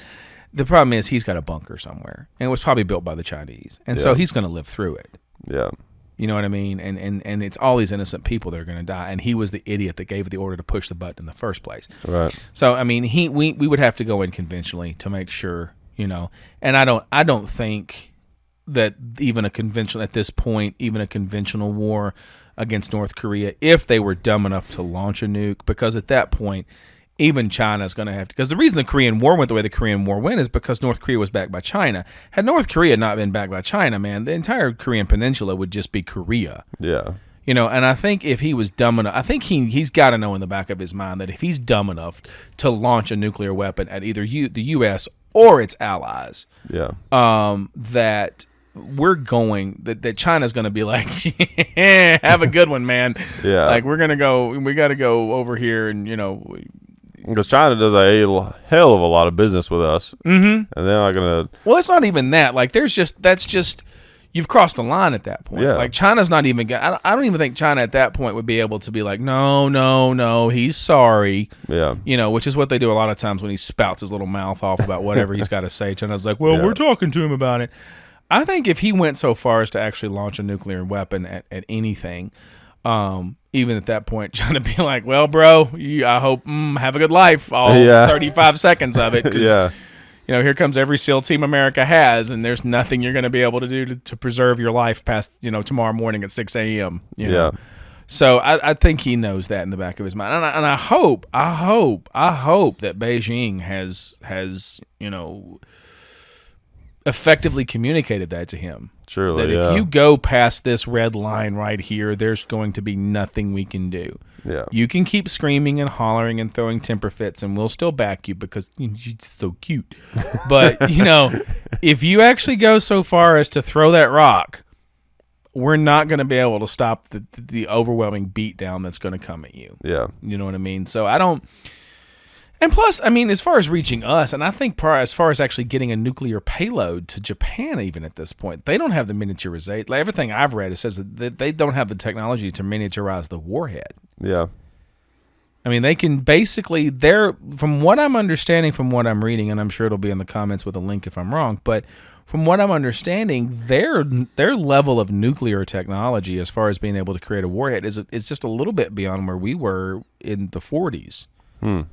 Is that they can kind of get bomb level nuclear devices. But they literally have to like fly over here, which that's not going to work. It's not going to work either. Like, I wonder what that plane's on. Is that North Korean markings? I'm sure it's fine. Yeah, I mean, it's the remake of Red Dawn. Yeah, really. It's so. Sorry if that was a spoiler for anyone. That's what's funny about Red Dawn is like, the Russians just came and. Or the remake, it turned out to be North Korea. North Korea, yeah. I was actually kind of like, you know what? Because I was a kid of the '80s, man. Like I loved Red Wolverines. Like I loved Red Dawn. Yeah, and I still will go back and watch it just for the overwhelming, just amazing cheese factor of it. And, and it's actually got some good moments in it. Yeah, but I mean, it's one of those. It's not realistic, but it's such a great. It's such a great, horribly unrealistic movie. They're just like, no, dude, I could watch this. And it's funny too. Mm-hmm. Like when they're all landing in the school, right outside the school or whatever. It's like scary. It's supposed to be scary, but it's like funny at the same time. Yeah, because that's the first thing that where Russia would land troops would be. I don't even remember where does the thing take place? Man, where it's like Pennsylvania or something. No. It's somewhere out in the west. It's like it's the west. It's some like state that would be like the last on the list. Of places you would drop paratroopers. So it's kind of a very woodlandy kind of area. Yeah, it's almost like a grasslands. Maybe kind like of thing. Montana or something. Yeah, I think it is. It's like Montana or maybe it's Michigan. Because there's that scene in the beginning where they kill the deer and he drinks the blood. Or because but that just kind of set that in and of itself sets the tone for the entire film. You're like, okay, it's going to be one of those movies. Yeah. But as I was saying, characters were good though. The characters were good. The acting was good. I mean, if you go back and watch it, man, it had some names in it. Yeah. Ben Johnson was in there. Yeah, I mean, it had. I mean, Swayze was in there. Jennifer, I think, wasn't Jennifer Grey in that too, or was it? I'm not sure. It was those two girls that were the Ben Johnson's character's daughter. I don't know if they. You guys talking about the original one or the? No, the original. Yeah. Okay. The one that was halfway decent. Because I want to say like... the remake was just so bad. I couldn't watch it. I mean, I know it had Thor in it, didn't it? Yeah. It was just so bad. It was like... Thor's brother. Was it Thor's brother? Maybe. I thought it was Thor. It could be Thor. I think I think Chris Hemsworth's in it. It was like made for teenagers is what it seemed like. Yeah. Yeah, and horribly done too. Yeah. That's another thing. I mean, too, if we're just going to jump from tangent to tangent to tangent.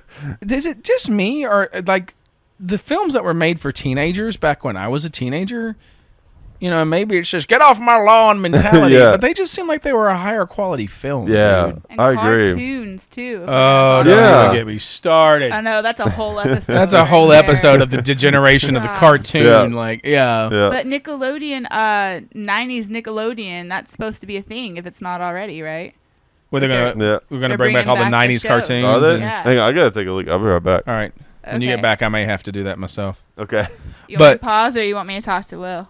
I mean, we're live. We can't pause. Just keep talking. Yeah, no, we got to fill this air, man. Like, all right. So, like, what are they? We can go off on this. So, what are they bringing back? Like, oh gosh, I don't know. Like, I think like Rugrats and like I've been watching a lot of Rugrats lately since I've been momming. Yeah. Yeah, and there's a lot of really good humor for adults in there. Oh well, I mean, what fabulous. about have you heard of the theory that SpongeBob is not actually a cartoon for kids? I watched it when I was in like high school, so I would agree with that maybe. Well, I mean, what's fun now is to go back and watch those old cartoons now as an adult and go, did they really actually get that on the air? Like the whole how did they get away with that? the whole fingerprint scene from Animaniacs. I don't know if you've ever seen that or not. No, I don't remember. Oh my God! So they're doing this whole they're doing this they're detectives. It's Animaniacs, Yeah. Yakko, Wacko, and Dot, and they're doing this whole detective thing. And Yakko tells Dot was like, dust for Prince, and she's like turns around and she's holding Prince, the artist Prince, in her arms. She's like, found him, and Yakko's like, no, fingerprints, and she goes, I don't think so, and throws him out the window. And as an adult, you're just like. You're like, no parents are complaining about Oh my Lord, that got through? How did that happen? And so, yeah, it's just, it's interesting to go back and watch them and realize that they actually got that on TV. And I watched it as a 13-year-old and or 12-year-old, had no idea where they were going with that joke. But now as an adult, you're like, oh my God. Gosh, like as someone who used to be a teacher, right, before I was momming, like I can't believe with all all the things you hear, like so and so said stupid on the playground, and I have a problem, and then like nobody's out getting mad about Animaniacs. Yeah. Well, like, I don't think they could do Animaniacs everyday today. Stuff. Oh yeah. No, I don't think all right, so. I'm gonna go use the restroom. There's a lot of stuff they couldn't do today. Yeah, no kidding. I was talking to somebody the other day about Blazing Saddles. Can you imagine that film coming out today? Oh yeah, Blazing Saddles. Blazing Saddles would just offend everyone. Frames before somebody triggered. Yeah. I think we were talking about that show with Derek, weren't we? Or that movie with Derek on another show, weren't we? Yeah, I think so. Blazing Yeah. Saddles. That Yeah. was a great show. I know. I miss the days when you could. Well, part of it, where Mel Brooks being Jewish, that helped get away. He could get away with more. But I just miss the days, when people could make things that were. I mean, it's people always refer to those movies as being offensive, but it's like they weren't supposed to be offensive. It's just they're just talking about, trying to be funny. Just talking about things that are awkward for people or whatever, that are weird or uncomfortable. I mean, that's where humor lives in the uncomfortable. We narrowly got in on that, honestly. Like a lot. I feel like we got to see the progression of like, oh yeah, like here's normal cartoons and normal stuff to go into where everything's like hypersensitive now. Yeah, exactly. Like Tom and Jerry, they'd be like, oh, it just glorifies violence. But think about if you were like the mouse or if you were the cat. Like, exactly. No, The cat represents capitalism. Something like that. No, some of my favorite like comedy is, like you guys were talking about Blazing Saddles, like Monty Python. I'm sure I mentioned it then, but it's just like, I don't know. It seems like it was a little more genuine. Yeah, it was. People weren't quite so afraid. Are you gonna play basketball? Yeah. Yeah, that was really I'm a little rusty.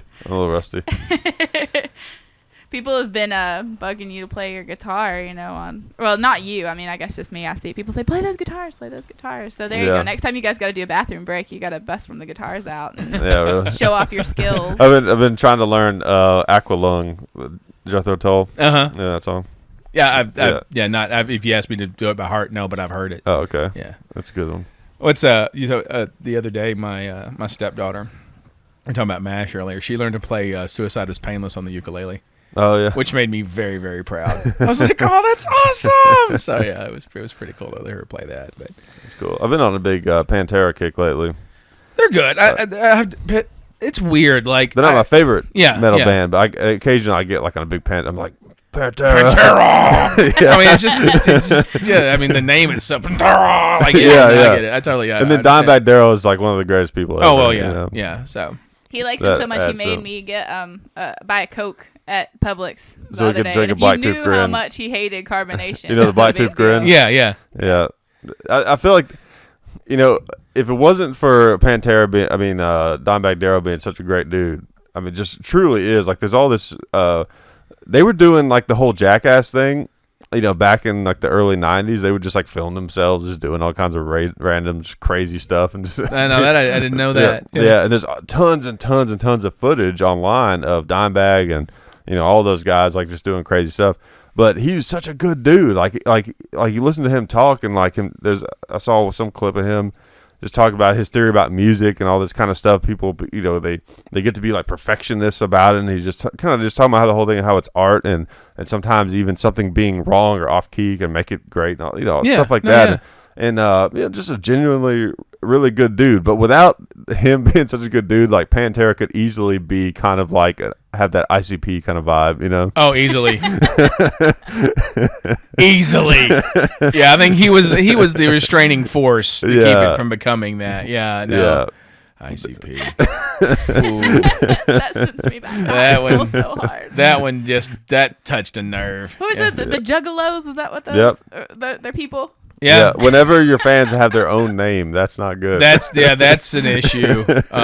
They got listed as a terrorist organization. Really? Ago. That's kind of awesome. Yeah, by the Justice. Or there was something about them. Yeah, I'm sure. But there was something about them that got be careful. They were listed on some like group of homegrown subversive organizations. Oh, okay. The Juggalos got lumped into the homegrown subversive because it was just like it was on several different like conservative blogs that I follow on Facebook. I was just like, really, guys, come on, man. Like, I don't share their musical taste, but really subversive? I don't know. Yeah. I don't think they're trying to overthrow anybody. So, no, I don't think so. I think they're just trying to have fun and listen to ICP. Listen to ICP and paint their faces like their favorite clown. Yeah, exactly. Yeah, pretty much. Yeah. As far as heavy they drink metal, a lot of Faygo. Isn't that their drink? Yeah. Yeah. As far as heavy metal goes, I'm like Metallica and Black Sabbath all the way are like my two. Sabbath, yes. I'm sorry, and I'm probably gonna get burnt alive for this. I'm not a huge Metallica fan. Leave right now. Yeah, no, you're never welcome back in my home. I don't. That above our door. Yeah. It's like an asterisk. Did you come in? Love Metallica or leave. Yeah. I don't hate Metallica. I don't. Some of their stuff is good. I'm just not, Metallica. I'm not that person. Yeah. So I mean, they are good. But when I go metal, I go into weird like subgenres of metal and in different places. And so I'm not I guess as far as like just metal, I am. You and I do see this eye to eye on Sabbath. I love Sabbath. They're I great. love Ozzy. Yeah, I love Ozzy. He's yeah. such a great dude. Yeah. As far as like, I mean, I don't know him personally, yeah, so he may not be. But I mean, as far as like, he's such a I don't think Ozzy knows Ozzy anymore. I don't think so. Yeah, he's such a great writer. I mean, he is. He's music wise, Ozzy is like absolute, poetry. Yeah, I mean, he's an absolute genius. Yeah, I almost want to just like have the lyrics to his song, just sit down and just read them. Yeah, because the imagery that's in them, the metaphors, like all the stuff he does, it's beautiful. Yeah, and so hardcore at the same. Just like not holding anything back. I mean, War Pigs. Oh yeah. Yeah. It's a prime example of how he's just so reserved. Yeah. But Ozzy definitely. I never get that vibe off of Metallica. Yeah. Like, I mean, because they're not, see, like, when it comes to bands like Metallica or like a Pantera or whatever, the thing about them is they're not like Led Zeppelin and Sabbath. They're not like, oh my God, these guys are like genius. Yeah. They're like, this is like our generation's version of like, Mozart or whatever. Like that's not, why I like them. They're kind of like, it's very just like in your face, like screw you kind of metal. Yeah, they have like political songs, but it's not like incredibly deep stuff. It's just kind of like, I just like the riffs and everything. I like James Hetfield a lot, and he's a really good dude. He seems like, everything I've ever seen of him, he seems like a really good guy. Yeah. But I won't change the station if they come on. Yeah, yeah. You know what I mean? But Yeah. I don't go looking for their music. So Right. I guess that's Yeah. I guess if it, and they're not even really metal, but I probably still to this day, my favorite band is still Tool.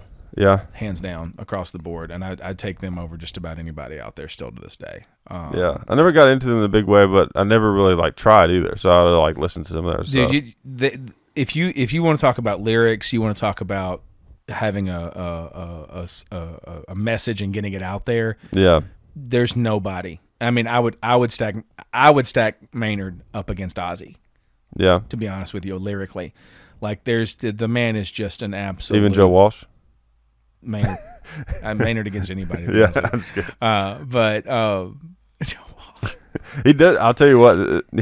There's an album that Joe Walsh put out. It's the one that has the "Life's Been Good So Far" song on that famous one. I love that song. It's a great song. Yeah, but that album, I just bought it one day because like, oh cool, it's got that song on it. But man, that album has so many great songs on it. I forget what it's called.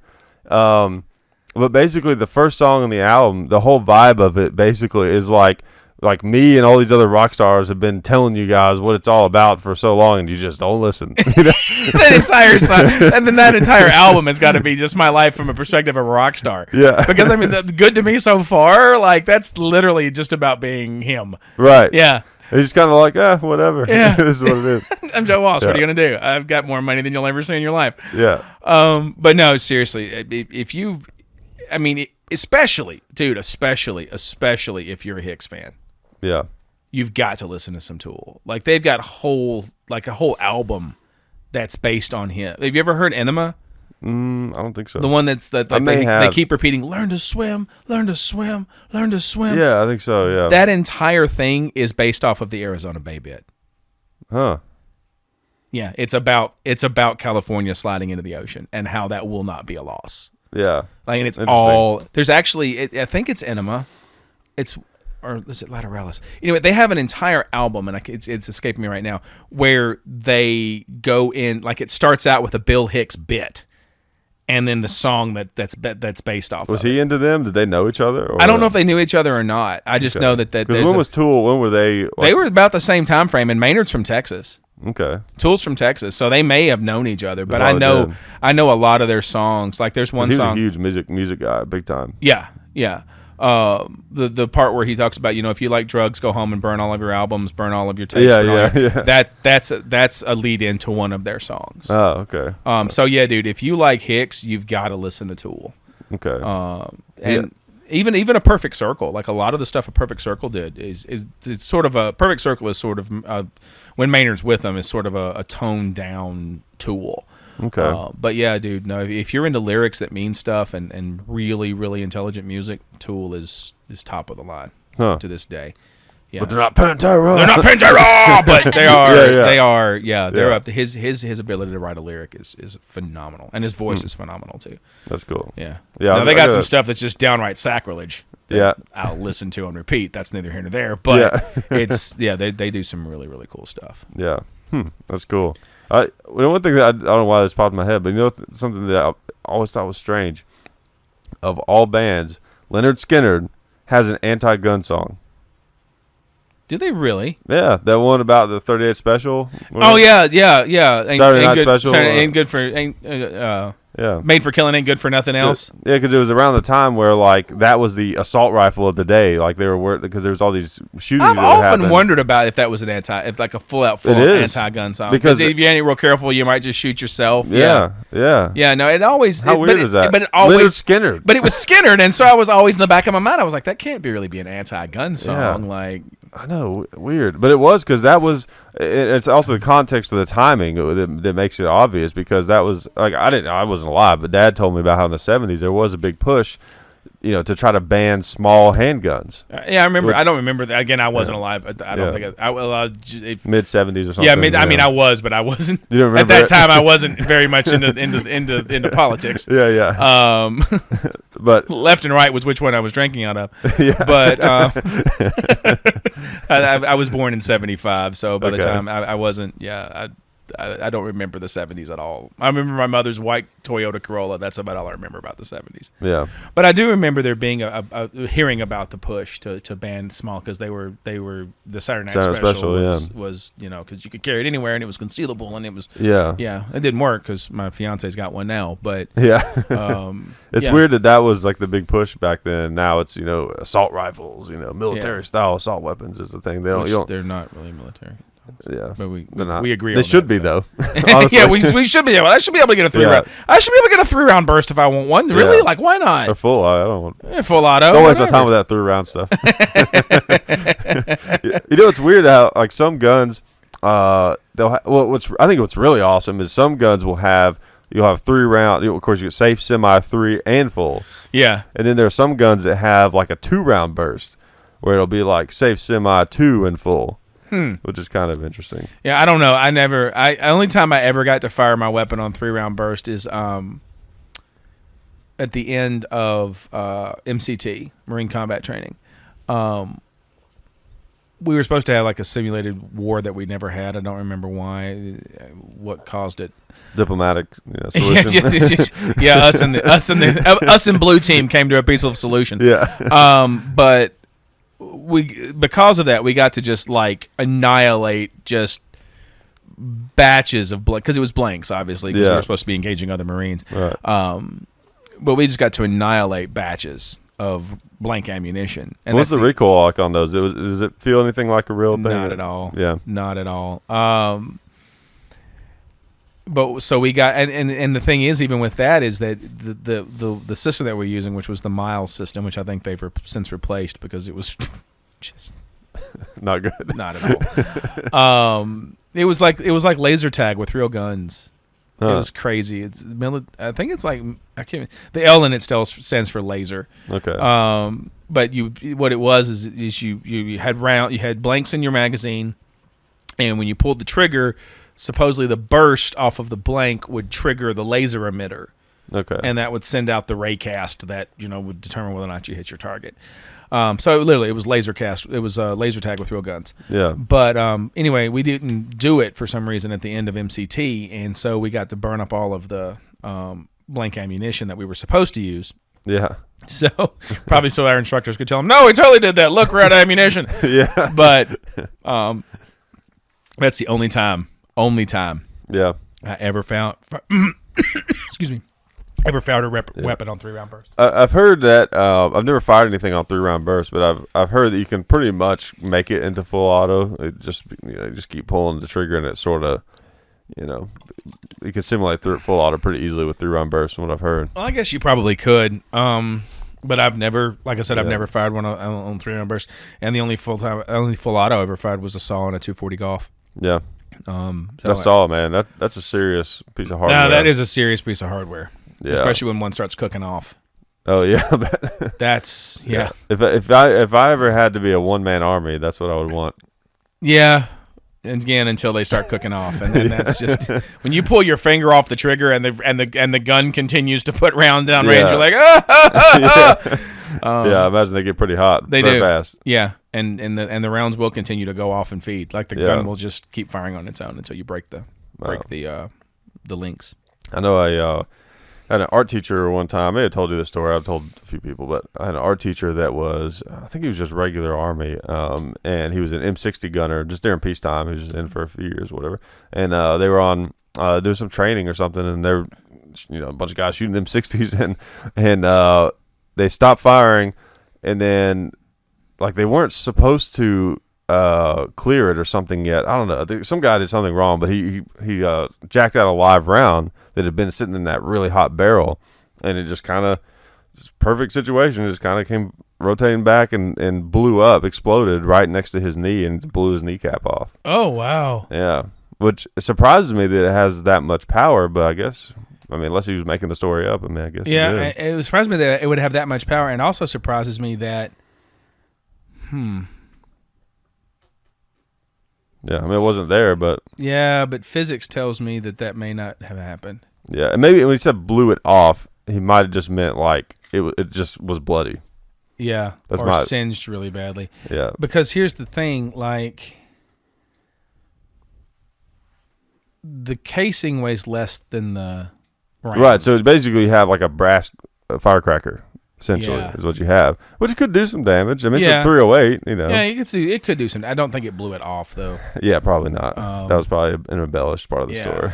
But the casing would actually fly faster than the round would in an open. Oh yeah, the round would kind of just hang around the same. Yeah. Yeah. I don't think it would go. It's like you've seen those movies where like ammo's in a fire or something, and it like actually shoots the bullets. Yeah. It's like.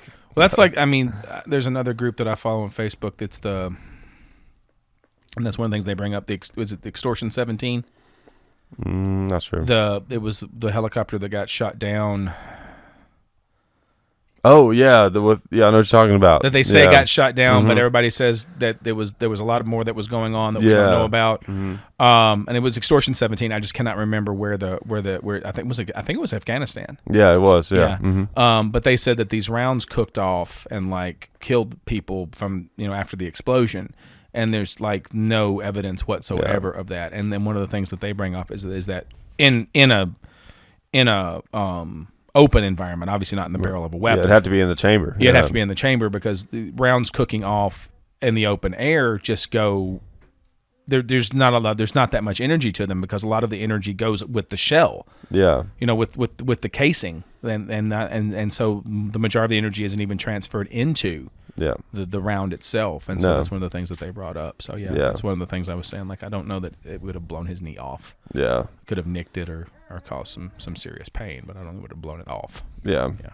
That's like it's like Dad told me some story about like how. At shooting matches, they have like a burn barrel or something out there, and you throw away whatever trash and stuff in there, and you end up throwing away like ammo boxes and stuff, and it would just happen. You'd accidentally leave, it'd be like a one live round or something in there, And he told me some story about them like tricking someone to thinking that it was like a bullet was going to shoot at him or something like that. Yeah, but it's like it's actually more dangerous to throw an aerosol can into a fire than it is a live round. Yeah, I've done that. It's pretty cool. Yeah. Still dangerous as hell. Yeah, but pretty cool. Yeah. Or a spray, yeah.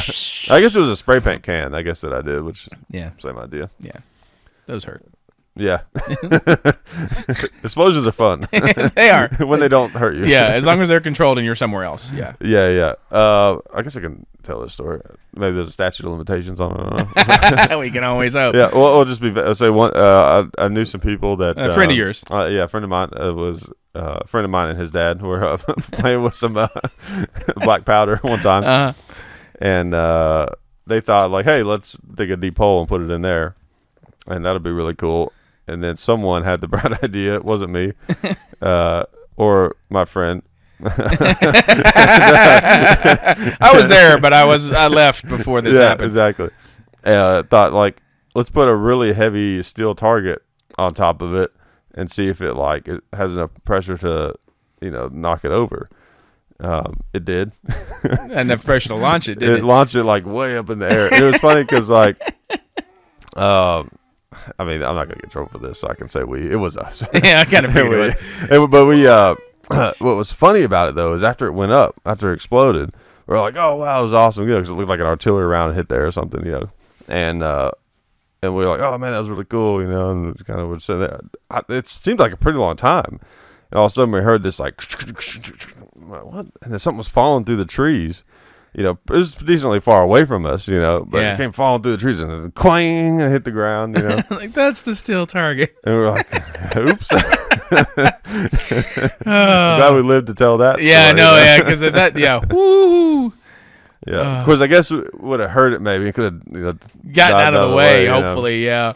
Yeah, because we did hear it coming through the trees, but still, it's just like that's the kind of thing you just can't mess around with explosions because you just don't know what's going to happen unless you really know. Yeah, unless you're trained in how to unless you're EOD or something like that. Yeah, because they're very unpredictable. I mean, I imagine the slightest alteration or like if you're burying some kind of charge, like how deep it is, and all that kind of stuff. Makes the configuration of the powder, like the angle that the explosion that the charge is sitting at. I mean, there's so much stuff that goes into dealing with explosives. Yeah, like I heard a story from a police officer one time, and I assume it's true. He said that there was these kids, and it was a local cop.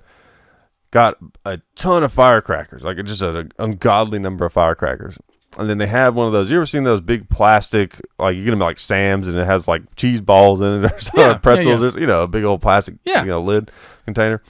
Well, they had one of those and they were dumping the powder out of the firecrackers into it, right? Trying to fill it up, and they were packing it down in there. They were using something to pack it in there. And at one point, I guess, I don't understand the chemistry of it, but it went all, it exploded, and I think he said it killed both of them. Well, yeah, because I mean, if you pack gunpowder too tightly, it'll combust on it'll combust on its own. Yeah, and I guess they put black powder in those, like little Mad Cats and stuff. Yeah, black powder is highly volatile. Yeah. I mean, there was another story when I was a kid in the town I grew up in. There was a kid that was making a pipe bomb and was using match heads. And got him packed too tightly, and it went off and killed him. Oh man! Yeah, shredded him, dude. Like shrapnel shredded him. Oh man! Like it looked like he hugged a grenade. Jeez. Yeah. Yeah, you mess with explosives. No man, too unpredictable. People just don't get it, man. Yeah, they don't. Yeah. I mean, it's in a way, it's like a gun that shoots in all directions. Yeah. And, well, I mean, people think, oh, well, this is, and that's another thing. People think, oh, well, this is legal. It must be safe. Nope. No, it's really not. Like, we're a free society, so there's still some stuff out there that's not. Yeah. But yeah, I don't doubt that story at all. Yeah. Yeah. Yeah, don't mess around with that stuff. I guess we could take a few questions. We're getting toward the end of the show. You got any good questions for us back there? Yeah, you had one person who wanted to know if you knew of any like left-leaning pro-gun channels on YouTube, because they're saying that niche seems a little empty. Yeah, there's one called Yankee Marshall. He actually was on my podcast one time. He's a really nice guy, and yeah, he's a liberal that likes guns. I think there's a lot of.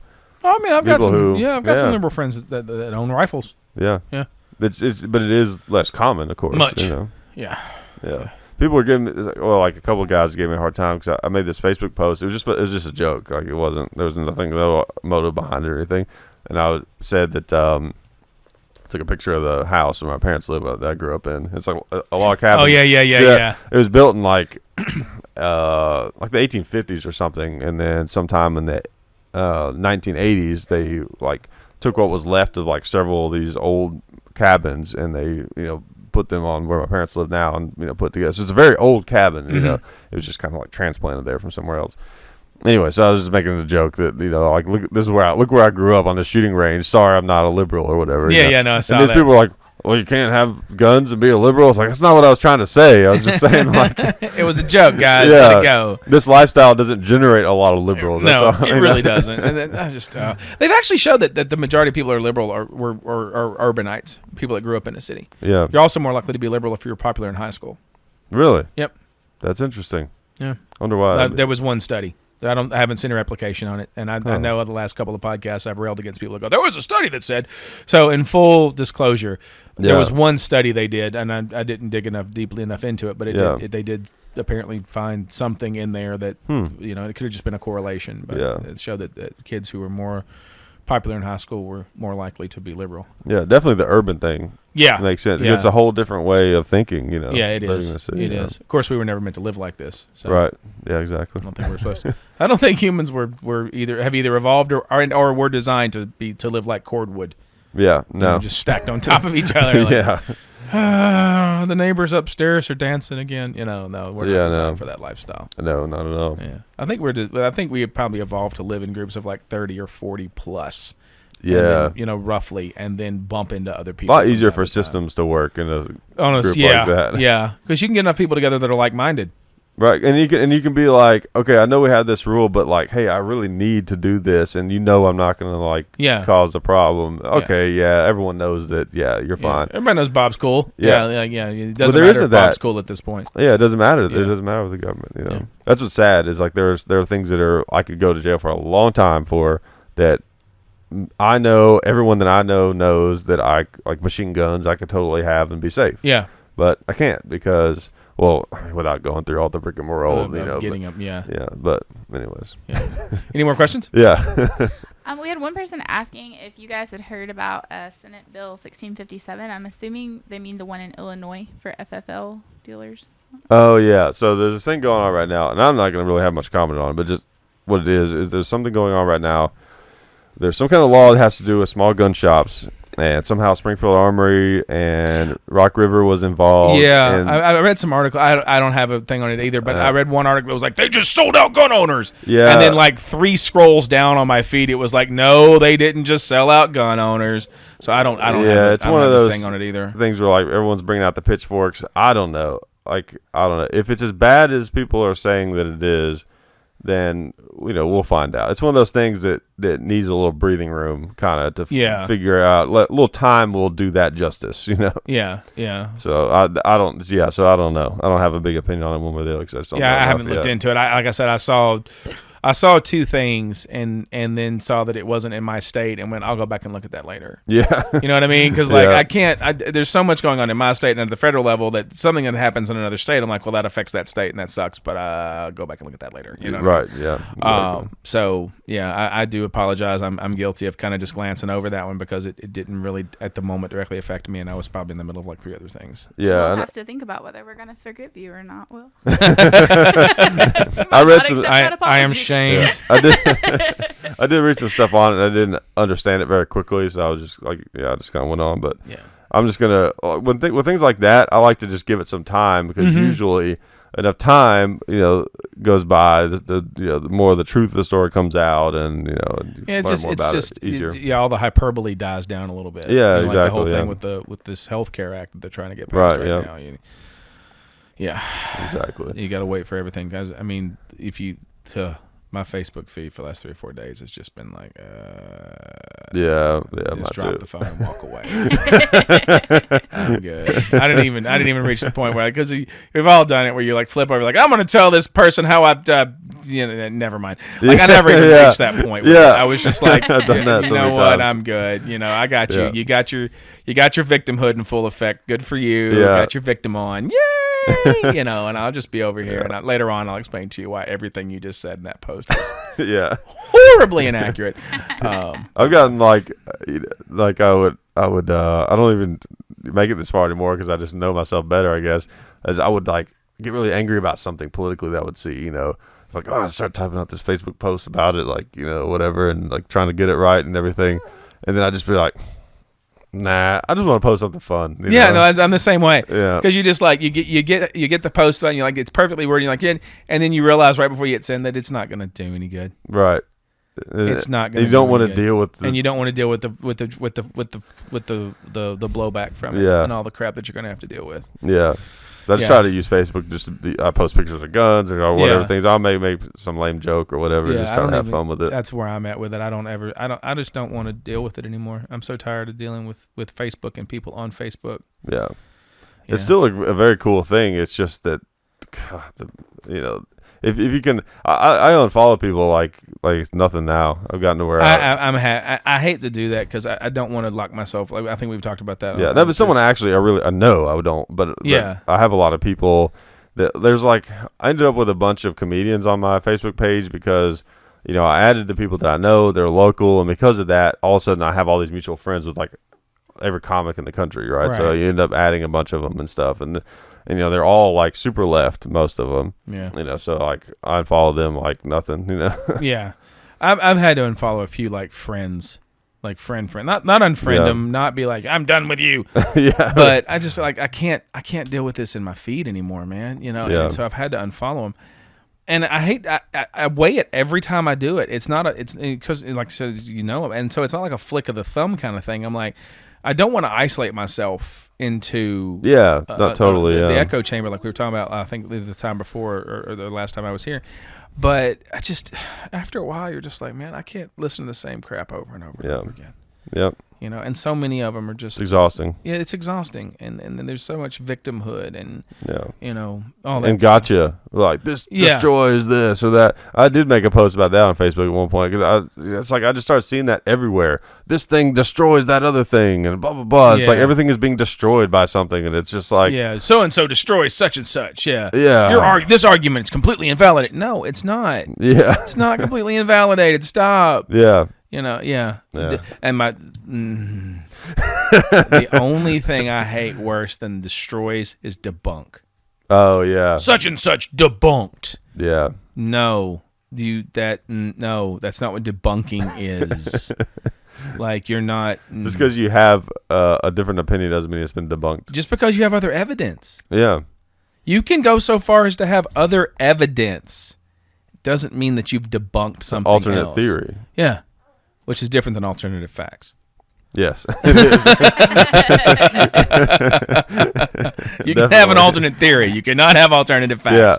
Yeah. You know what's funny though? That whole Conway thing, whatever. It's crazy. She seemed. I get what she meant though.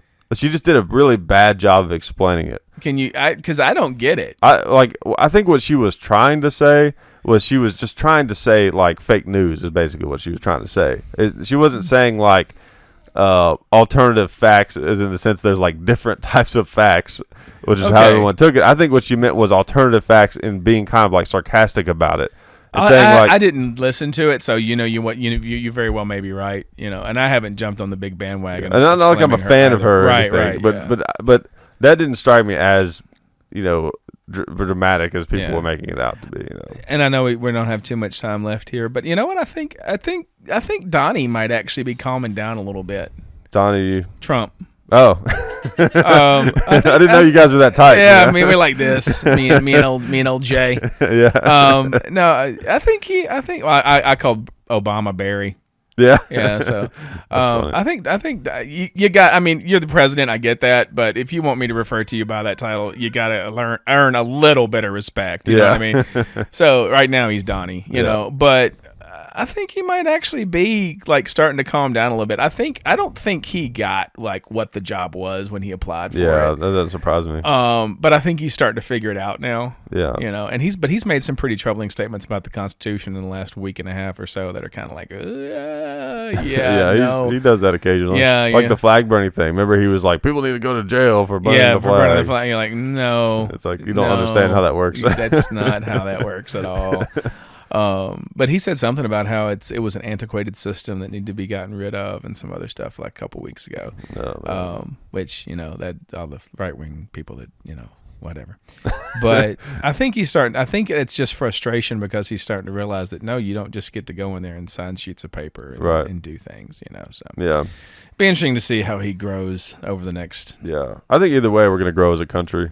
Oh, we are. That's true. It could grow like an ingrown toenail, right? But we're gonna grow as a country. Yeah, we'll come out better, I think. Yeah, hopefully. At least if it's we're never gonna do that again, sort of situation. Right. But yeah. But I still got some hope for him. Yeah.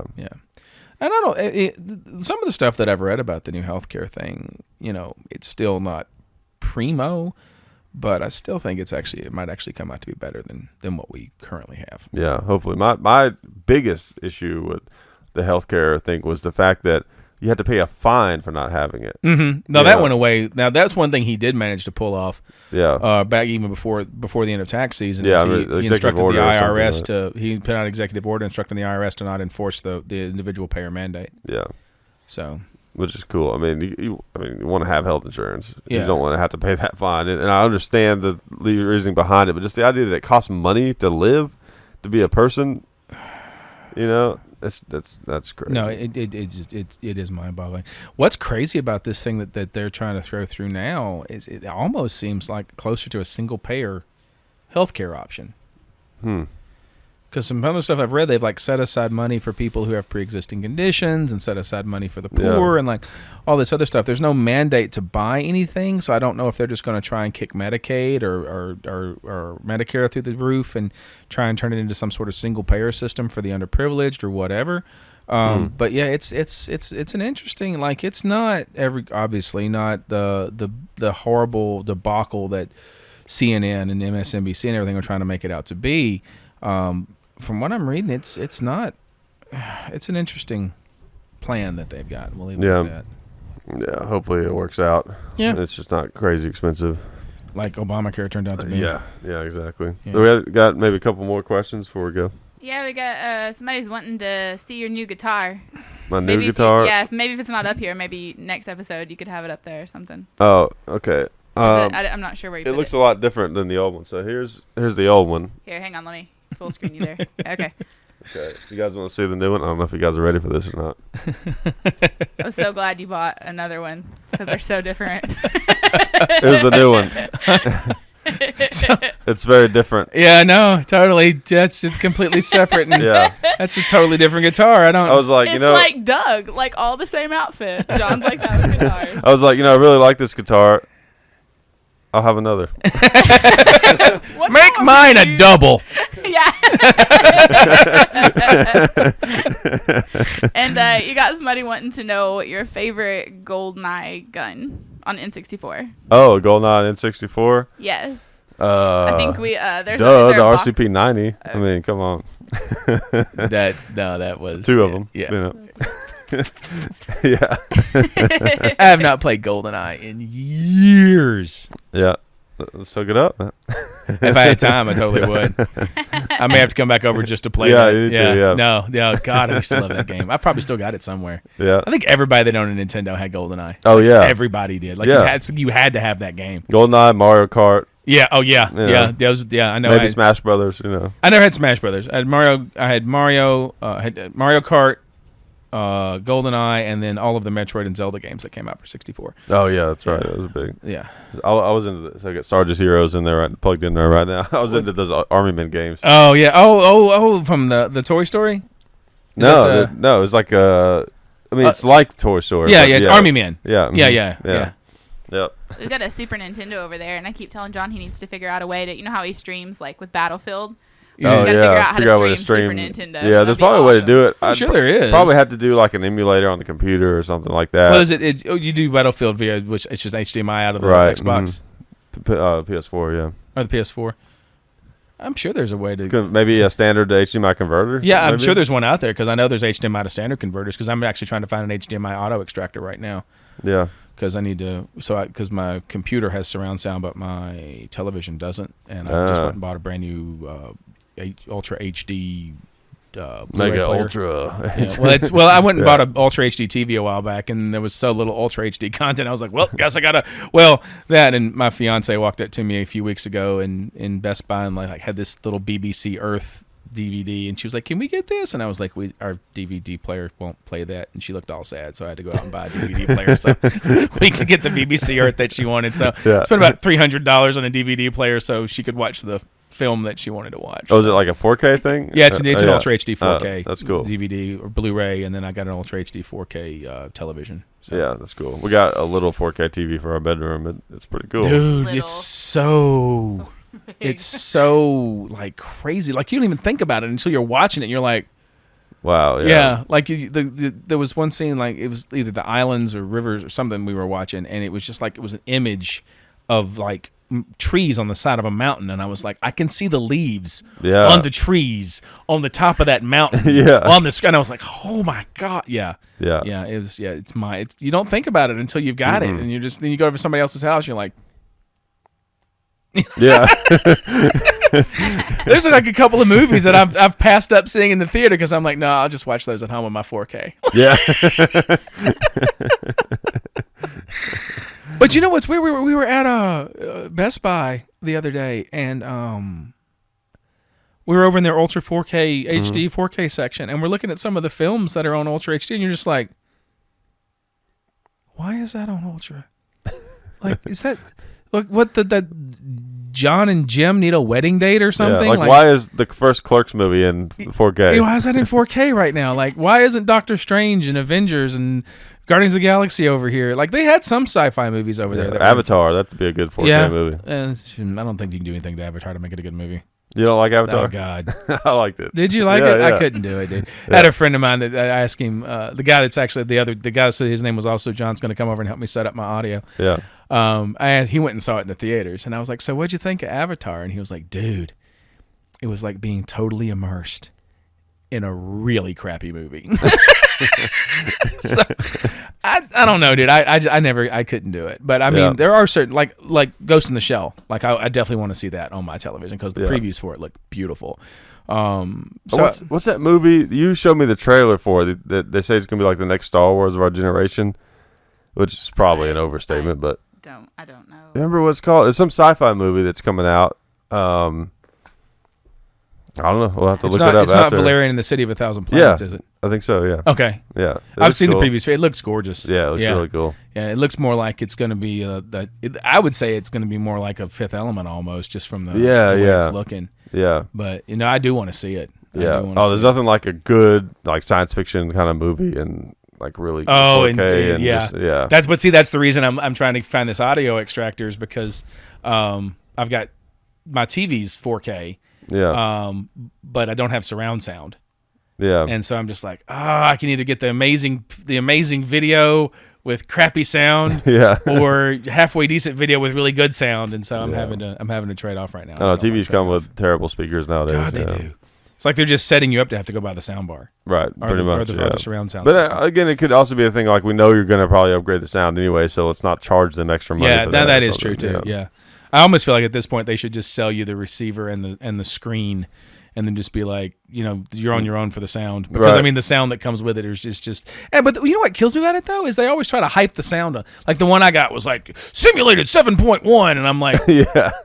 what? I know. They always say simulated surround sound. No. Maybe if I only had one ear, then this would count as simulated surround sound, but, yeah. Oh, man.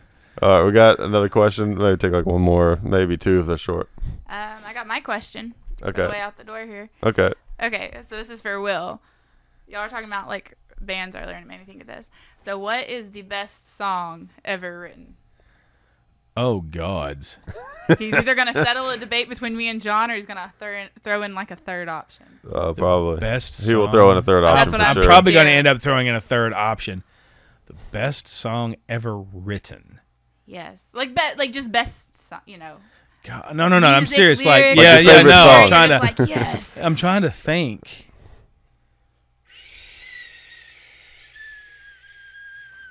I'm glad John. While he's thinking about it- Yeah. While he's thinking about it, I will say that my favorite, in my opinion, again, art is a very opinionated thing. Yeah. I think the best album ever made is Dark Side of the Moon.